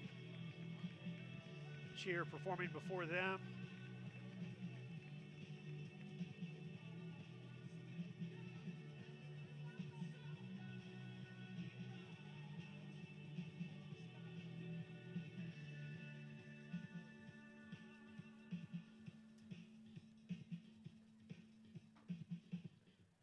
And the Wampus Cat Dance Team, their performance on Senior Night 2018.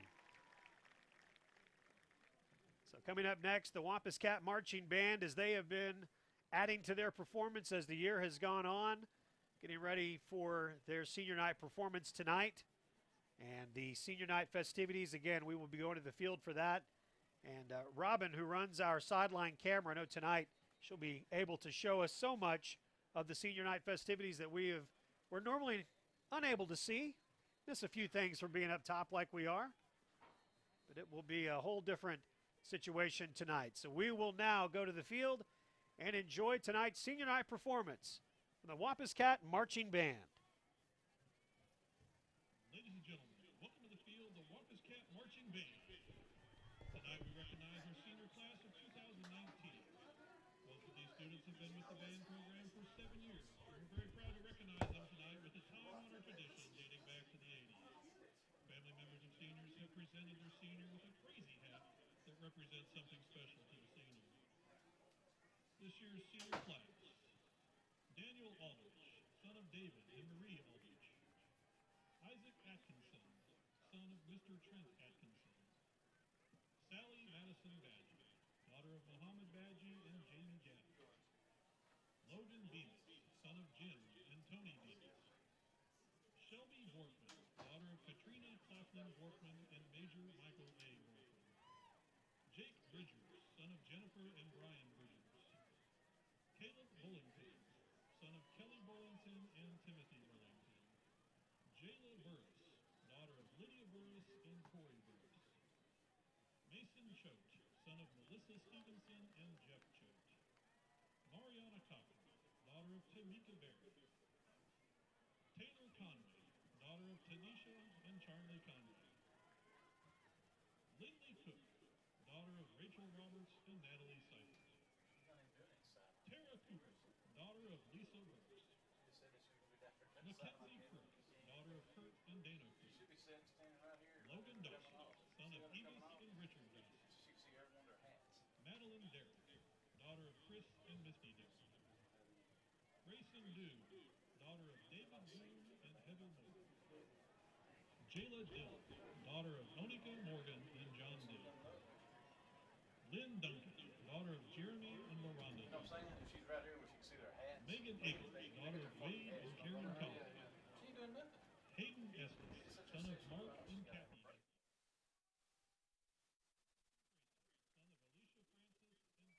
of Alicia Francis and Kevin. Son of Stephen and Michelle Gallagher. Kenneth Gray, son of Kenneth Gray and Tamiko Gray. Claire Green, daughter of Daryl Green, Pamela Green, and Stacy Green. Carter Greenland, son of Don and Angela Greenland. Christina Hahn, daughter of Tony Hahn. Taylor Hardister, daughter of Rick and Rachel Hardister, and Daphne Oliver. Cameron Hernandez, son of Lanissa Hernandez. Blake Hopkins, son of Amber and Russ Hopkins. Bryce Horn, son of David and Christina Horn. Destiny Howe, daughter of Dan and Amanda Usser. Henry M. Jemison, son of Tara and Henry Jemison.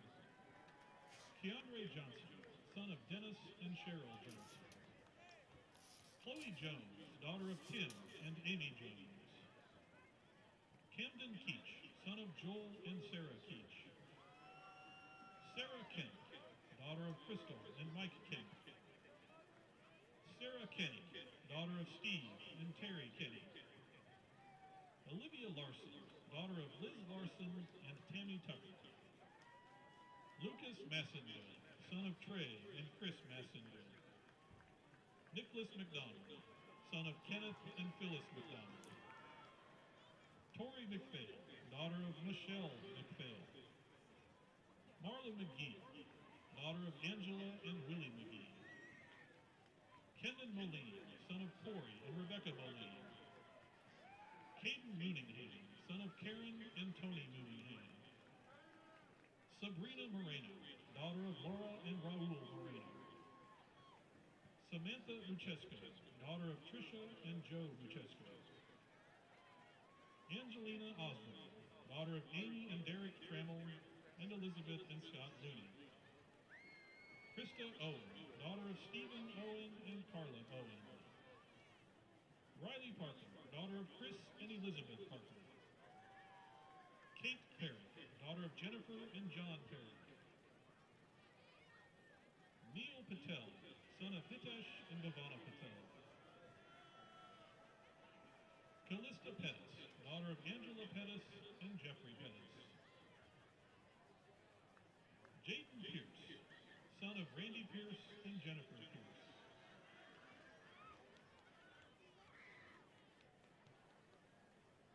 Bernicia Pearson, daughter of Tammy Jones. Isabel Powers, daughter of Ed and Kathy Powers. Jonicia Ratliff, daughter of Jonas Ratliff and Tina Jackson. Madeline Rout, daughter of Ryan and Kimberly Rout. Madison Rochelle, daughter of Laura and Daniel Rochelle. Caleb Rickett, son of Paul and Lisa Rickett. Drake Rollins, son of Russell and Kara Rollins. William Rowe, son of Keith and Veronica Rowe. Addison Rowe, daughter of Amy and Christopher Rowe. Ariana Saldivar, daughter of Francisco Saldivar and Araceli Avila. Kelton Scruggs, son of Leslie Scruggs. Trinity Smith, daughter of Troy and Cassandra Smith.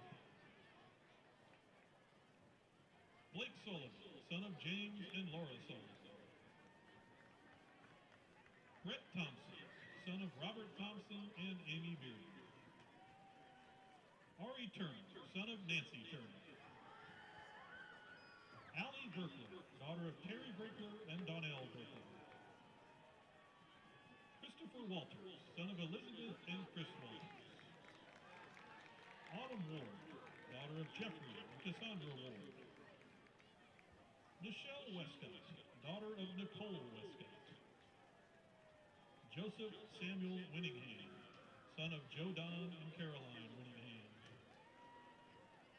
Savannah Wirtz, daughter of Kelly Wirtz and Kenna Jeffers. Jacoby Wright, son of Fashana Wright. Ladies and gentlemen, a big hand for the band 2019 senior class.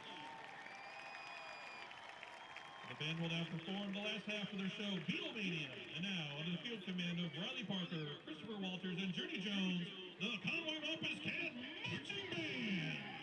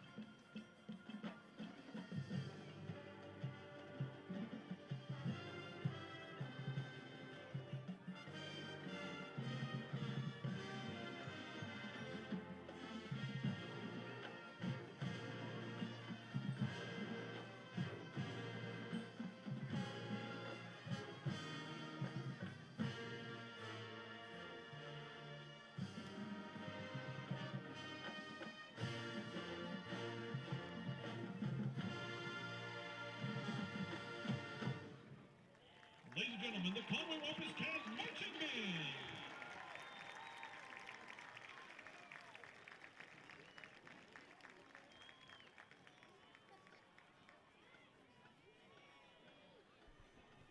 And the senior night festivities coming to a close here with the Wampus Cat Marching Band. Great job, as always. The moon rising over the indoor facility, and the Cats are on top 38-7. We'll take 30 seconds and head down to Levi on the sidelines on Conway Corp Channel 5. At Conway Regional, every day brings new challenges and celebrations. And one of those celebrations is being named the #1 hospital in Central Arkansas for coronary bypass surgery and cardiac care. While we're proud of our awards, our team is driven by something more. You. You're our #1. And for us, that's the #1 worth celebrating. One team, one promise. Conway Regional. Welcome back. Levi Gilbert here in the north end zone. Football season's wrapping up, so that means one thing. Basketball's just around the corner. Join us now, Coach Hushcraft and Coach Salty Longing, girls and boys basketball coaches for Conway High. And Coach, got a lot coming back from your championship appearance a year ago, but also got some younger players. What's your team going to look like this year? You know, you're going to see a lot of familiar faces, but we have some new kids. We moved up a 9th grader in Jaden Thomas. That's, you know, she's related to Braylon Smith, who was the quarterback here a few years ago. Jenna McMillan. Just some really good young kids that have, you know, a lot of character. They work hard. We're really excited about them. But, you know, of course, we have our 3 All-State players back in Asia Smith, Reagan Roseville, Maya Yelder. You know, those are 3 really big names. So, you know, it should be a good year. Yeah. Coach Longing, you got Caleb London back, Terry Clardy. What's your team going to look like this year? Well, 11 seniors, 5 kids returning that started at some point during the season. And so, again, you know, a lot of depth with this bunch, a lot of athletes, so it should be a pretty fun season for us. I'm guessing season's just a few weeks away. What's going to be the first?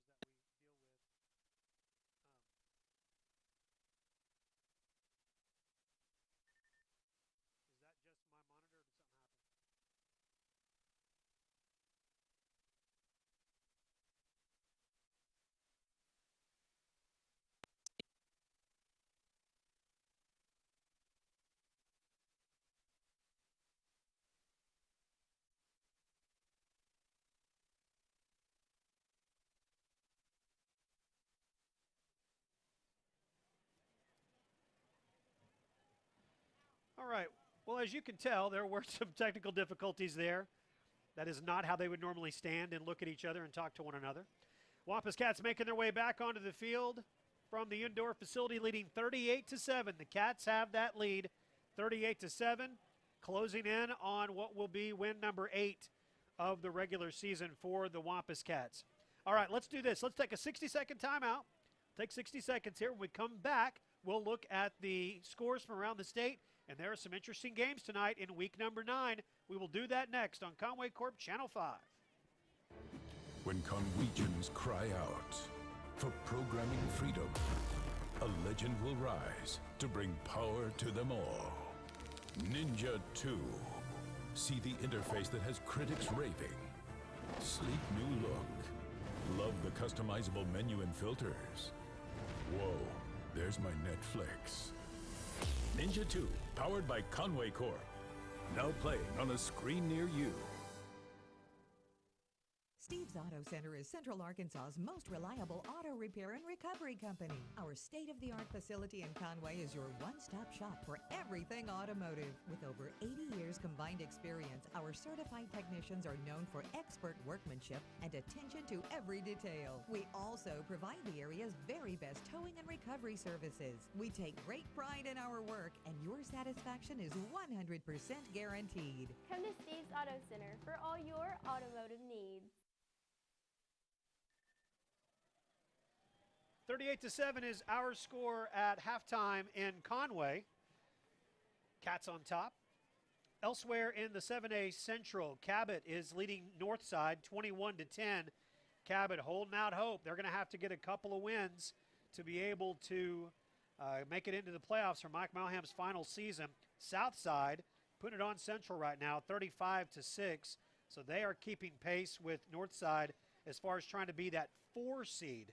The 4 seed means that you have a home game in the first round of the playoffs. So that's huge. Northside and Southside play each other next week. And at this point, Southside's got the upper hand there. And the big one in North Little Rock. North Little Rock scored the first 21 points. Or correction, I've got that backwards. Bryant scored the first 21 points. And North Little Rock has scored the last 14 points. And so at halftime, it is Bryant 21, North Little Rock 14. Bryant 21, North Little Rock 14 as they are at the half. In Northwest Arkansas, Bentonville West leading Van Buren 31-7. Fayetteville leading Heritage 42-0. Harbor is leading Rogers 3-0. And Bentonville is on top of Springdale 35-0. Some blowouts happening in Northwest Arkansas. Again, 38-7 is our score here. Teams getting ready to get things started in the second half. We will take 60 seconds. Then we will come back with the third quarter next on Conway Corp Channel 5.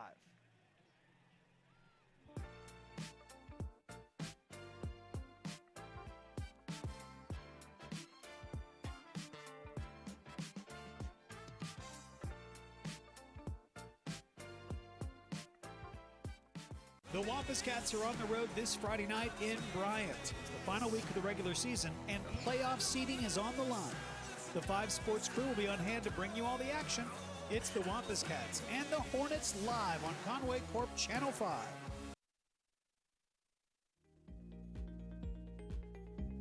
Automate your home with Conway Corp Home Security and Automation. Arm and monitor the whole house for 24/7 security. Control your lights and check on pets when you're away from home. Convenience for you, powered by us. Well, 38-7 is our score. Levi Gilbert back up in the press box with me. So how'd it go? Oh, it was great. I did goof up, and I called Coach Ashley Ashcraft. Ashley, we knew her as Ashley Nance for a long time. Yes. Now she's Ashley Hutchcraft, which is her maiden name. I always had trouble because I called her. I always knew her as Ashley Hutchcraft. But so now that we've had Coach Ashcraft right for what 9-10 seasons. That's correct. And then her name's Hutchcraft. Now I'm gonna have to be very careful about that when basketball season rolls around. You can't be the first person that's done that. I'm sure I'm not. Yeah. I did feel bad about it. I know you hold yourself to a high standard. And let me tell you, you get those two together. It's Or pretty Coach comical. Longing? Yeah, they're pretty comical together. Salty's fun. So it's going to be a great basketball season. Yep, she talked about the freshmen. The freshmen? Yeah, and she's excited. We talked a little bit, before we were live on air, and it's going to be a new thing for her to have depth. A lot of depth, yeah. The last few years, they've been running 7, sometimes 6 deep, and I think we're going to see that change this year for the Lady Cats. 38-7, North Little Rock is playing Bryant tonight. Bryant scored the first 21. Now North Little Rock has scored 14, and so it is 21-14 at halftime there. We will keep an eye on that game for you. Also the Cabot and Northside game, 21-10 at halftime with Cabot leading there. Cats up 38-7 here, so we're looking for a stop, and then looking for some points to make this one a 35-point game. Sammy Johnson takes it at the 5. Darius Washington slowed him down a little bit. And then finishing him off on special teams is Darius Hayes. And it'll be 1st and 10 Catholic. Points going to be a big thing tonight in that North Little Rock Bryant game. No matter who wins, we're going to need to really watch closely to see what the point differential is. That's right. It's better for us if it's a really close game. That'll help us out a little bit. Of course, we've got more than 13 points ahead right now. So it looks like we're going to get the full 13 tonight. We'll talk about that as we go through the second half. The point differential, tiebreaker scenarios. It's a little crazy. Yeah, there's a lot to still work out. And every scenario that I looked at this week included North Little Rock winning. So if Bryant wins, things get real interesting for next week. I think it's actually worse for us if Bryant wins. I do too. Because I think no matter what happens, if Bryant wins, it just makes things a little more difficult for us. Eddington's pass complete to Plafkin. Cade White goes in and makes the stop. Tez Miller was there as well.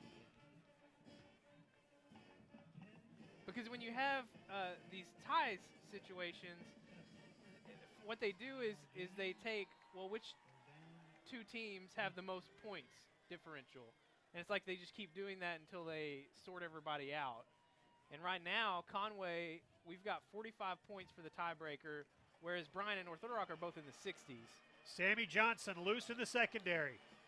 Pulling away. And he will not be caught.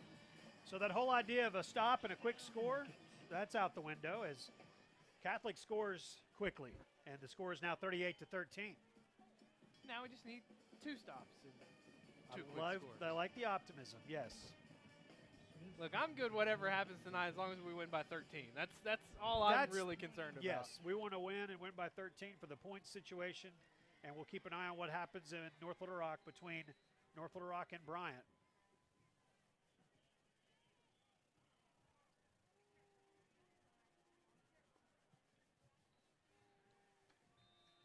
Extra point is good, and it's 38-14. Conway on top. Wampus Cats can get the ball when we come back in 30 seconds on Conway Corp Channel 5. I take a breath, I'm not gonna lose. This is what I came here to do. I was made for this. I was made for this. Born in the wild, formed in the fire, built for the battle. I was made for this. I was made for this. I was made for this. 10:41 to play, 10:42 to be exact, to play in the third quarter. And Catholic comes right out and scores. Big touchdown run from Sammy Johnson. He's going to get his. You just know it's going to happen one way or the other. He certainly got a big chunk of it there. Cats on top big, but waiting for the kickoff and to get the ball for the first time in the second half. Been talking about tiebreakers during the break. It gets a little crazy when you have more than just 2 teams. If you have 2 teams tied, it just goes to head, which makes it pretty easy. Deonta Bennett. Bennett into the secondary. Bennett down the sideline. I say secondary. It wasn't the secondary. It was the special teams. He got past that first line. And Deonta Bennett, the senior who found the end zone a week ago with a great return, and the Cats are in business. I love that they found ways to get him on the field Yes. these last few weeks, especially on senior night. You can see it. You saw it a week ago when he scored, how happy everyone on the sideline was for him. You're seeing it again here on this big return. He must be a special presence on the sidelines because they, both weeks, have been so excited for him. The staff doing the same thing. Good to see.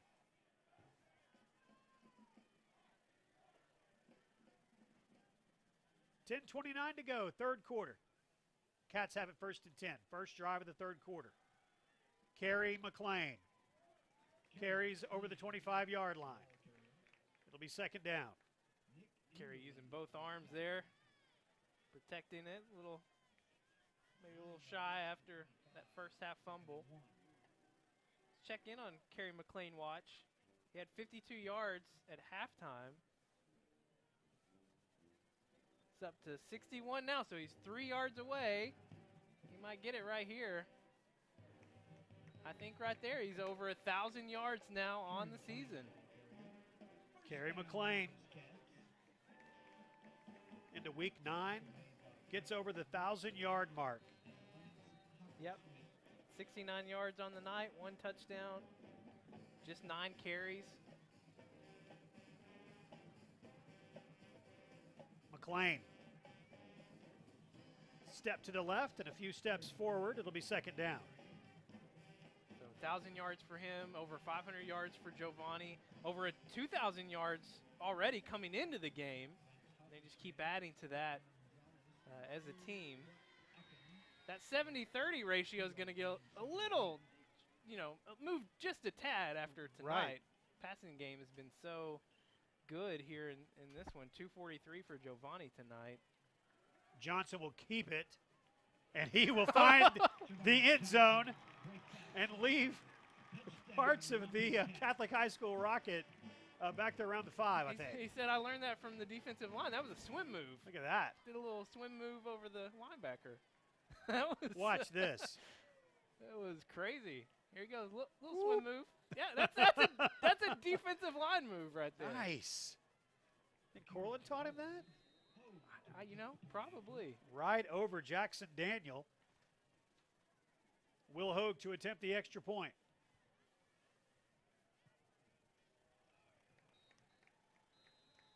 Another one's good. Conway on top, 45-14. 9:08 to play in the third quarter. 30 seconds, and we're back on Conway Corp Channel 5. You got insurance to protect your car against other drivers, but are you protecting it against the muddy disasters it faces every day? Zip's Dirt Insurance has you covered. It gives you unlimited washing at any of our convenient locations, starting at $14.95 a month. That's less than 50 cents a day. Protection to keep your car clean without worrying about muddy mishaps. Zip's Unlimited Wash Club. It's like having dirt insurance for your car. Zip in, zip out, zip on. 9:07 to play in the third quarter. It might take the rest of the night for us to figure out the tiebreakers. Well, the rules are, maybe they're crystal clear to most folks, but we're not most folks. If there's just two teams, it's easy, right? You go head to head. But if there's three teams, it says 3 or more teams shall first be considered in sets of two-way ties. So that makes me think, well, you got to figure out if more than 2 teams remain after applying that rule above, the following point system shall be used to eliminate all but 2 teams. And the way they do that is this points differential. Right. So what I'm thinking here, and maybe I'm misreading the rule, is that if you just go from A to D, then it seems like the head-to-head doesn't really matter, because the way they get to 2 teams in Rule D is what are the 2 teams with the most points. Eddington slowed down, but then gets away from it. Out to the 37-yard line, Jordan Eddington. It's a strong tackle by Darius Washington. So if there's anybody listening, 5 Sports Live on Twitter, anybody from the AAA, where's Derek Walter when you need him? So what it seems like to me is when they have 3 teams, they just say, okay, which 2 of the 3 have the most points from their wins? Okay. And then those 2 teams, so they're head-to-head? Yeah, after that. Okay. That's what it seems like to me. But, I could be reading this wrong. So is there a scenario where we could be the 3 seed? I'm sorry. I don't think there's any scenario where we're the 1 seed. I don't believe there is either.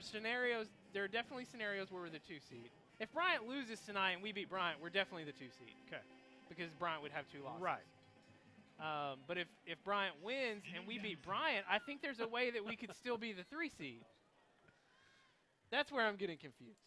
I just want it to be over. We just want to know. I just want to know. Sammy Johnson on the carry gets pushed as he reaches the sideline. A little slow getting up. Because coming into tonight, North Little Rock has 65 points because they've beaten everybody by more than 13. Right. Bryant has 61, and Conway has 45. So if we get our 13 tonight, we will have 58. Let's say Bryant wins by 7, then they would have 68, and North Little Rock would have 65.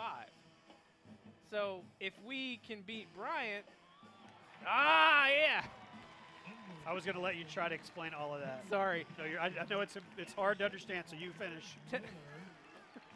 I'll say his name in a second. Okay. If we can then beat Bryant next week, if they beat North Little Rock, then there's a scenario where, and North Little Rock beats Cabot, there's a scenario where it could be between us and North Little Rock, and North Little Rock would have more points than we would, so we would be the 2. It's just, the way that all shakes out is weird to me. Tez Miller with the interception. Sorry. It's all right.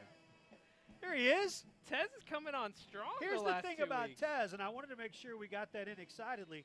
Because Tez is the master of taking the clips of our broadcasts. Oh, yeah. And posting them on social media. So He I want to knows- make sure and give him a good Tez Miller with the interception. Yeah, he knows where to go. Yeah. He knows where to go to pull those YouTube clips. Cats have it 1st and 10. Giovanni Johnson pressured. Cannot get away from it. Down at the 30-yard line. Johnson attempting The first sack tonight against Giovanni. He's been pressured, but been able to evade it or get the throw off in time.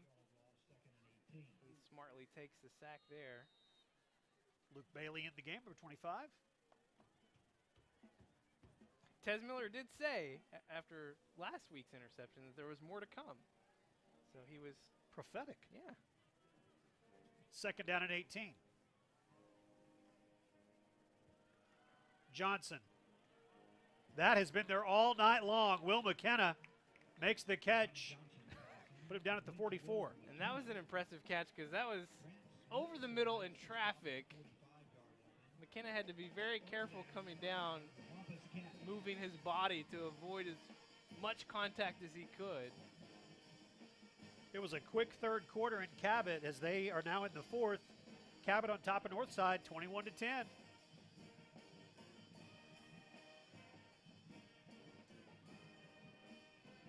Giovanni Johnson. Giovanni crosses midfield, and it'll be 1st and 10 for the Wampus Cats. Ball is at the 47-yard line. How impressive would it be for Cabot if they hold on to the win tonight and then maybe they get, North Little Rock off of a tough loss next week and maybe they find a way to beat North Little Rock, work their way into the playoffs. Malham's final year, 300 wins, wrapping up a long career this season. The speed and the power of Luke Bailey to the 32-yard line. He will be the workhorse next year. 1st and 10 Wampus Cats. He is playing a huge role this year for the Cats.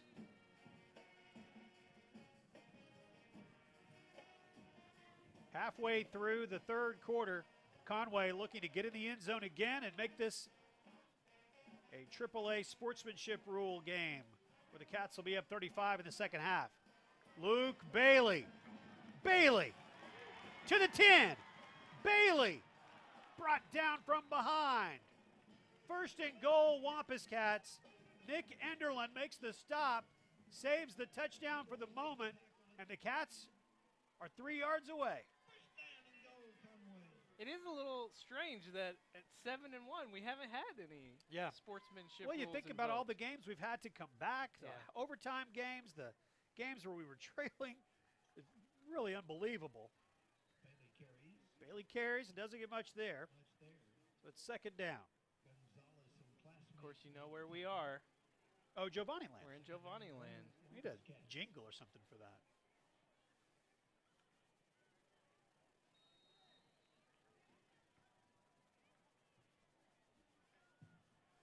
Yeah, nice numbers tonight from these 2 running backs. And so Giovanni leading the way with 94 yards. Luke Bailey in 2nd now with 77, and Kerry McLean with 71. Bailey. Into the end zone. Luke Bailey gets to finish it off, and the Cats are going to win this one tonight. 4:54 to play in the 3rd quarter, and that score is going to put the Cats over the necessary margin. And the sportsmanship rule will be into effect, and the Cats are going to be 8-1 and looking forward to Bryant. What a senior night to go out on. Cats going to get a big win tonight over Catholic. The kick is good. It's 52-14. Cats up big. 30 seconds, and we're back on Conway Corp Channel 5. Looking for top quality truck accessories? Your search is over. U.S. Truck Accessories can get your vehicle looking and performing the way you expect it to. Your one-stop shop for camper shells, bed covers, cargo management, trailer hitches, wiring, step bars, and vehicle protection, U.S. Truck has you covered. Hi, I'm Bill Tyler, manager of U.S. Truck Accessories. Come in today and see how we can get you on the road in style. U.S. Truck Accessories, improving rides since 2002. I'm going to tell you why I love sports. Because in the past few seconds, here's what's happened. We have scored to take a 52-14 lead over Little Rock Catholic. The margin is that the clock is going to run. It's the sportsmanship rule. Conway's going to win tonight. As that was happening, Kareem Cotton was completing a pass to Drew Martin on 4th down in North Little Rock. That was a touchdown for North Little Rock. North Little Rock and Bryant are tied at 21. When you told me they were down 21-0, I didn't even flinch. I just knew they could come back from that. Well, we've seen firsthand how good that team is. So tied at 21 there. Again, the reason that is such an important game for us, obviously, is us and them. The 3 teams there are the 3 that are going to be seeds 1, 2, and 3. Yes. The top 2 seeds get a bye and a home game in the second week. The 3rd team is going to have to play in week 1, and yes, they do get a home game, but then a victory there will send them to either Bentonville or Bentonville West in week 2. Yeah, you don't want to do that. No, you don't want to do that. And the easiest scenario to understand is if Bryant loses tonight, then next week we're playing for the 2 and 3 seeds. That's correct. Because no matter what would happen, both of us would have 1 loss. Whichever team would lose would have 2 losses, and that's how it would shake out. Which so is exactly honestly, what happened last year. It is. And so the other thing we want is because that 30 minutes we had to spend earlier trying to talk about all that, that's time we're never going to get back. And so let's just hope that it can be the simplest of terms we have to figure out next week. So we break the 50-point mark. First time since the first week of conference play last year, that 54-47 overtime win against Southside. Over Southside. We flirted with 50 so many times last year. 49 points in week 2. We had 49 again against Cabot, 49 against Northside, 45. So 48 at Bentonville West. Very close several times to breaking 50, but only did it 1 time last year. Eddington. 1 hopper. It'll be 2nd down. Yeah, I think if you would have said to me, when was the last time we broke 50, I would have thought it happened since then. But I would have been wrong. We got very close several times a year ago. Sounds like we got that 7 touchdown mark a number of times. Sammy Johnson, a little stutter step. Steps out of bounds in front of Randy Thomas. Had a great visit with Hart Denton, who is Hayes' brother that we talked about a couple of weeks ago, the actor who's in Riverdale that's on the CW network and on Netflix. A former Wampus cat. His dad, Craig, brought him up, and he said that he's got some buddies in Los Angeles that every Friday night they have the grill and they watch the Wampus cat games. And he said he's so much so that a lot of his buddies know who some of our best players are now. Oh, that's and good. so there's this group of guys in Los Angeles who are Wampus cat Why fans. didn't I think about this last week? I was in Los Angeles. You Jeff. could have been. I could have. I mean, it's celebrity sighting. It's the guy from Channel 5. And the guy from Riverdale. It was great to visit with Hart there. Another stat for you. We have gone over 500 yards of total offense tonight. 501. I'm very fond of that number. 501, yeah. 501, I yes. got that. But just quick guess. Do you think we had more yards rushing or passing? Tonight? Yeah. Rushing. You are wrong again. I love doing these little Why am I so bad? teasers All with of you. this. It's just go against your initial instinct, I guess. 245 on the ground and 256 in the air. Okay, well, it was close. Very close. Okay. Think about that, though. Conway. There we Got go. him. Sacked. Loose ball. That's Conway's. Turnover. Conway football. Look at that. Caden Smith caused it. And Jake Lennon, the senior, gets in and recovers a fumble on senior night. Gotta love that. That's awesome. Fun times. Think about this, Jeff. The rushing game that we have, it's been great. All year long, been very reliable. But this passing game now, if it can come to life a little bit and sustain some success next week, it's going to be a potent offense in the playoffs. And, you know, something that's worth mentioning, Nick McEwen's in the game. We're going to see a lot of the backups, including Deonta Bennett, who will pick up 10 yards, put a shoulder down. And I'm seeing why he's such a favorite in the locker room. 5 Sports Live is where you find us on Twitter and on Facebook. Let us know that you're out there watching. We've come to the end of the third quarter. We've got the fourth quarter to go. It's going to go quick, so if you want to get a hold of us here in the final few minutes, do so now. 5 Sports Live on Facebook. Find us there. Cats are going to win this one tonight, 52-14. Time now for our report, the Wampus Cat Report. Our buddy Mason Choate does for us. Mason. Thanks, Jeff. The boys cross-country team won the conference championship on Saturday, and the girls team placed third. Brady Pascoe and Cade Swindle both came in the top 5 in the boys division, and Kate Frauenhoven and Sarah Holman both placed top 5 in the girls division. Congratulations to both teams. The wrestling team is gearing up for their season, led by senior Cameron Wade. They're getting ready for their first meet in Searcy on November 27th.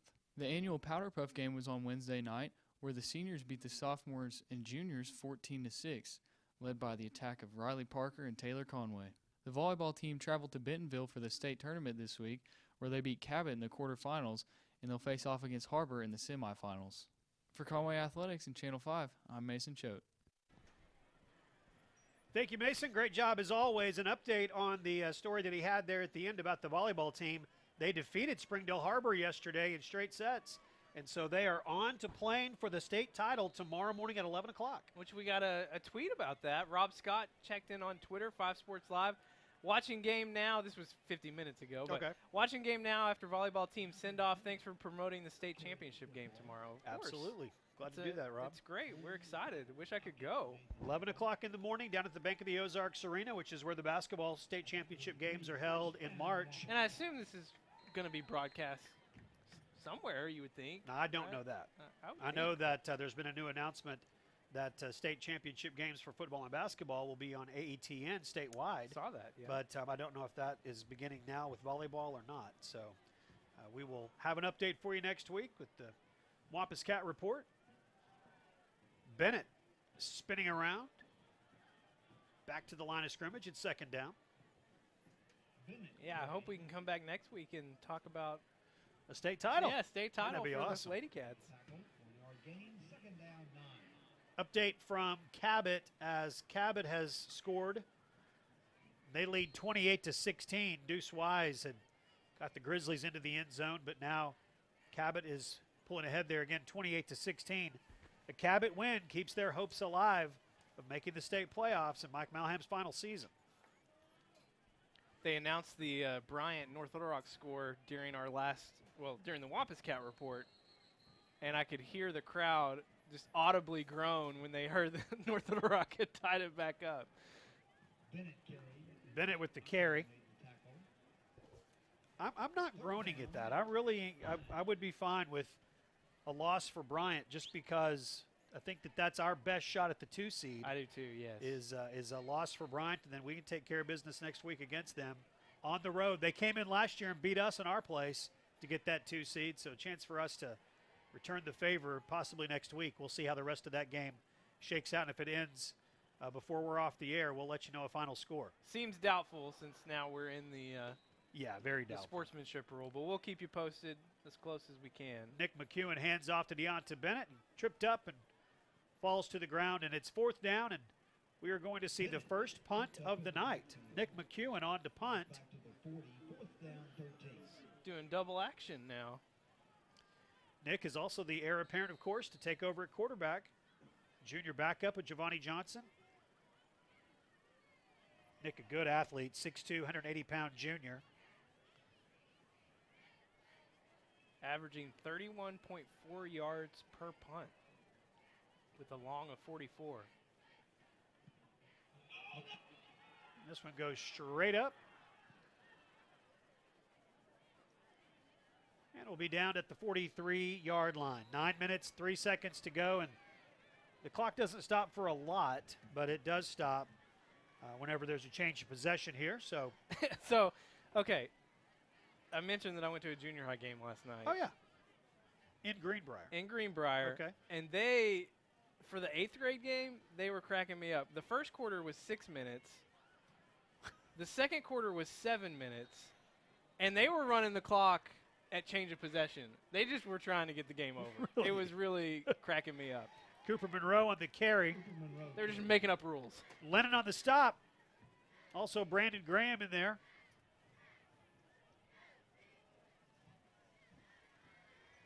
Try to get some of these other players that are on. A lot of those will be those seniors. And it's always nice when you can do that on senior night. Make sure you get everybody in. Raleigh Morales is in the game. Number 3. Monroe throws over the middle. Intercepted.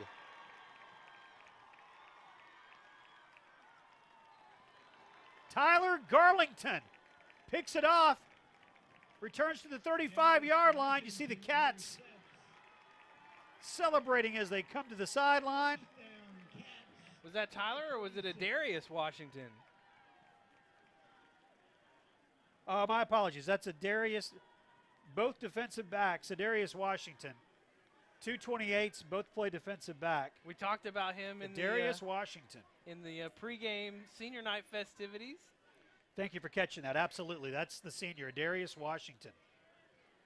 You know, when you've got 140 kids out, yes, until they can start multiple wearing numbers, 3 numbers on their backs, that'll happen on occasion. So. And you just love that. The big return from Deontay Bennett earlier. This pick from Darius Washington. Bennett to the 35.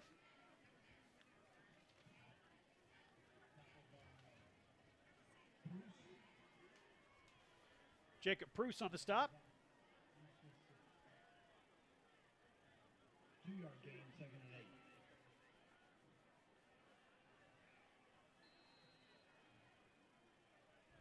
8. No updates from North Little Rock in a while, so I assume that one's still tied at 21. I'll be watching that game like a hawk. Yeah. Again, North Little Rock wins tonight over Bryant, and then Conway's game versus Bryant next week is for the number 2 seed outright. It's just winner take all as far as 2 seed versus 3 seed, and the 2 seed is you are opposite North Little Rock. The 2 seed, you are not going on the road in week 2 against one of the 2 Bentonville schools. There is a lot to be gained by being the 2 seed. Third down at a yard. A week off to try and get healthy. Another week for Malik Benton. You know, who knows what's going to happen next week. Well, and this is the first year, and I'm glad you mentioned the week off. It's always been a kind of a point of controversy. It's like, do you want the week off? Do you not want the week off? Well, now with the 0 week, you actually have a routine. You know how you're going to handle a week off if you're actually going to handle a week off. That's always been such an odd thing for teams to have to play 10 straight weeks, then be off. Well, now, Cats played 3 games, had a week off, had a week to prepare, an extra week to prepare, so they kind of have a rhythm to it. So we'll see. Winning next week would be a good thing. I don't mean to simplify it, but winning next week will be a good thing. Well, it's hard to say that beating Bryant could ever possibly be a bad thing. Right, good call. If you're a Wampus Cat fan. 52-14. There's Deonta Bennett again.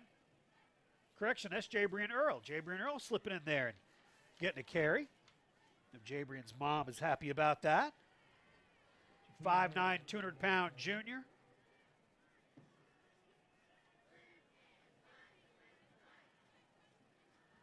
Alex Perez hustling off, number 57. Got a chance to get on the field for a little bit. Chandler Richmond's in the game, number 84. Jaquarius Searcy's number 11. He's set up to the right.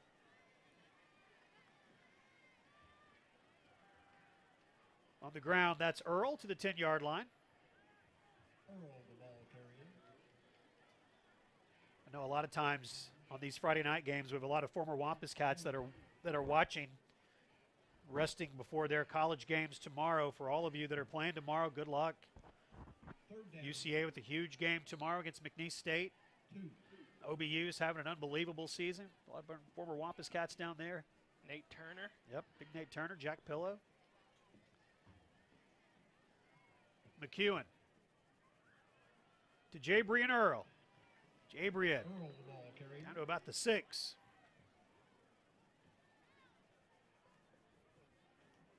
First down and goal, Wampus So Cats. first and goal for the Cats. It's like Aaron Cottle's on the field, wide receiver, senior. Campbell Pace made the tackle.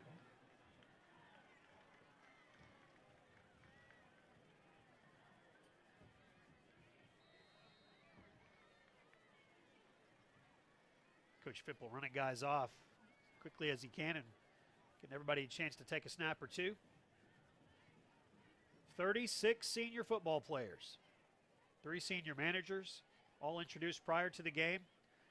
And we've mentioned it a couple of times tonight, but it's worth mentioning again. If you've got a cheerleader or a dance squad member that you were looking for their senior night announcement, that happened just a few minutes before we had our obligated broadcast time, which the broadcast on Channel 5 was set to begin at 6:30, which was the time that everything was supposed to have started. But because of the numbers, they started a few minutes early, which was not a big deal to anybody in the stands. It was not a big deal to anybody watching on YouTube.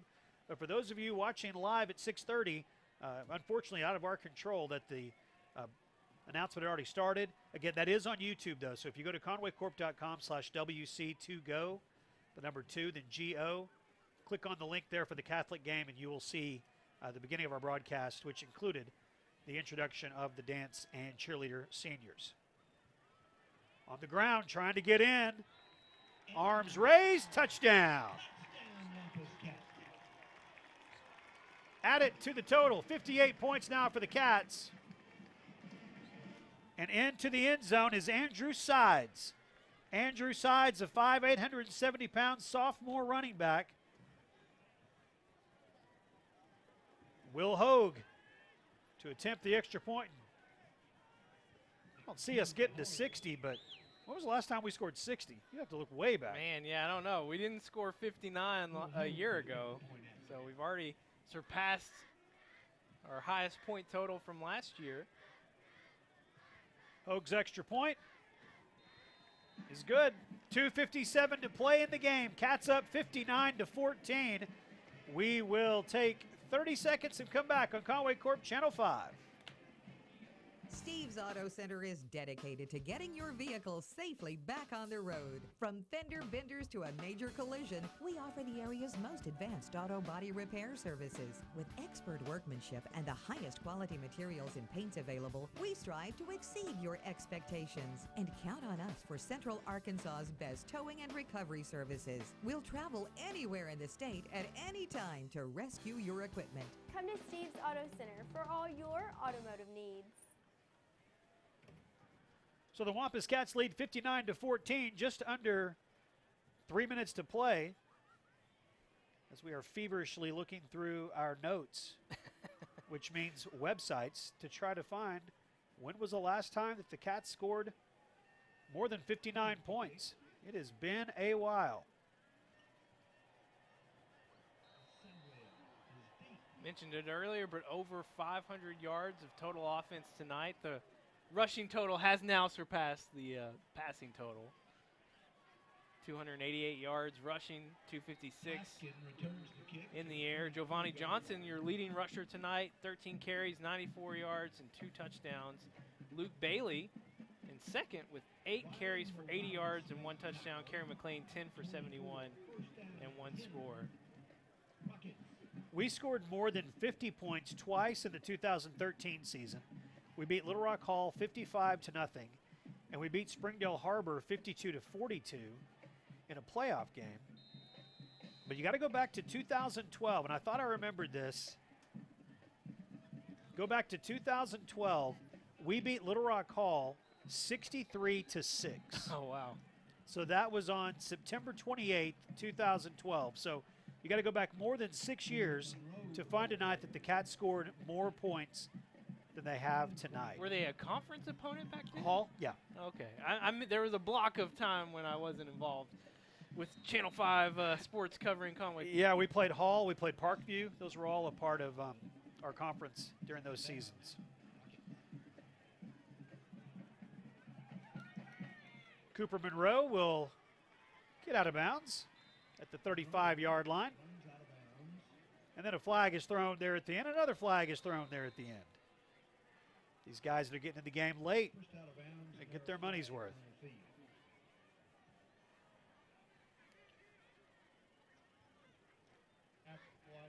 Minute and a half to go.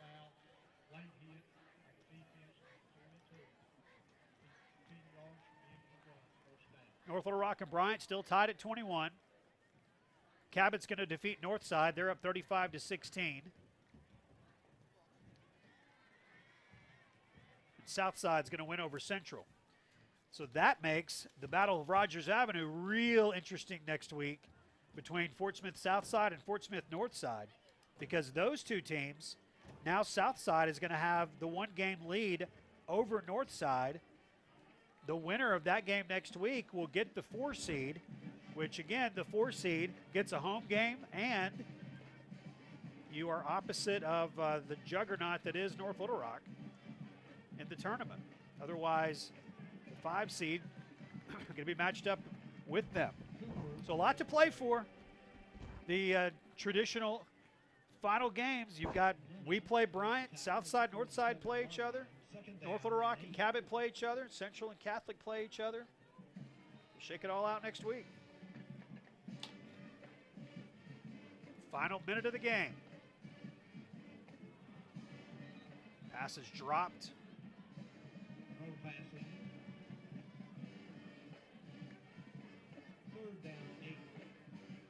So yeah, Cabot still alive. They can find a way to win next week and maybe a few other things go their way.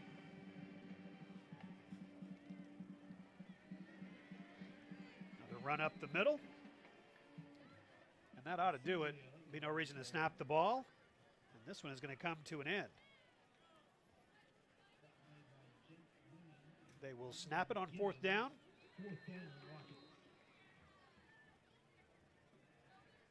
Pass is complete. That'll be enough for a first down. That'll stop the clock with, well, it won't because the score is more than enough. So, never mind. Game's over. I didn't really understand why they snapped it. I know, yeah. I guess they just wanted to try and score. 59-14 is the final score. The Cats have won 10 straight now over Little Rock Catholic, and they improved to 8-1 overall, 5-1 in conference play. Catholic falls to 4-5, and they are 1-5 in the 7A Central. Your final thoughts and look at some of the final numbers as put together by Stats Scott Taylor. Yeah, we've mentioned it throughout, but just again, over 500 yards of total offense tonight, 288 on the ground, 256 in the air. Best passing night of the season for Giovanni Johnson, 13 of 20 for 256 and 3 touchdowns. He also had 2 touchdowns on the ground, 94 yards rushing. Luke Bailey in second with 80 yards and a score, and Kerry McLean 71 yards and a touchdown. Still no update from North Little Rock and Bryant. Still tied at 21 there as they're in the third quarter. So also, shout out to Nick Richmond, 131 yards receiving on 4 catches and 2 big first half touchdowns. And some great catches too, the backhand grabs that he made. Good game tonight. Obviously, Wampus Cats win 59-14. It's what they needed. Want to get some people healthy. Want to get ready for next week at Bryant, and we'll know later on tonight what exactly that's going to be for. But the thing with this team is play the game in front of you. Play the game in front of you. Keep winning. Good things are going to keep happening, and this team has certainly seen that play out tonight.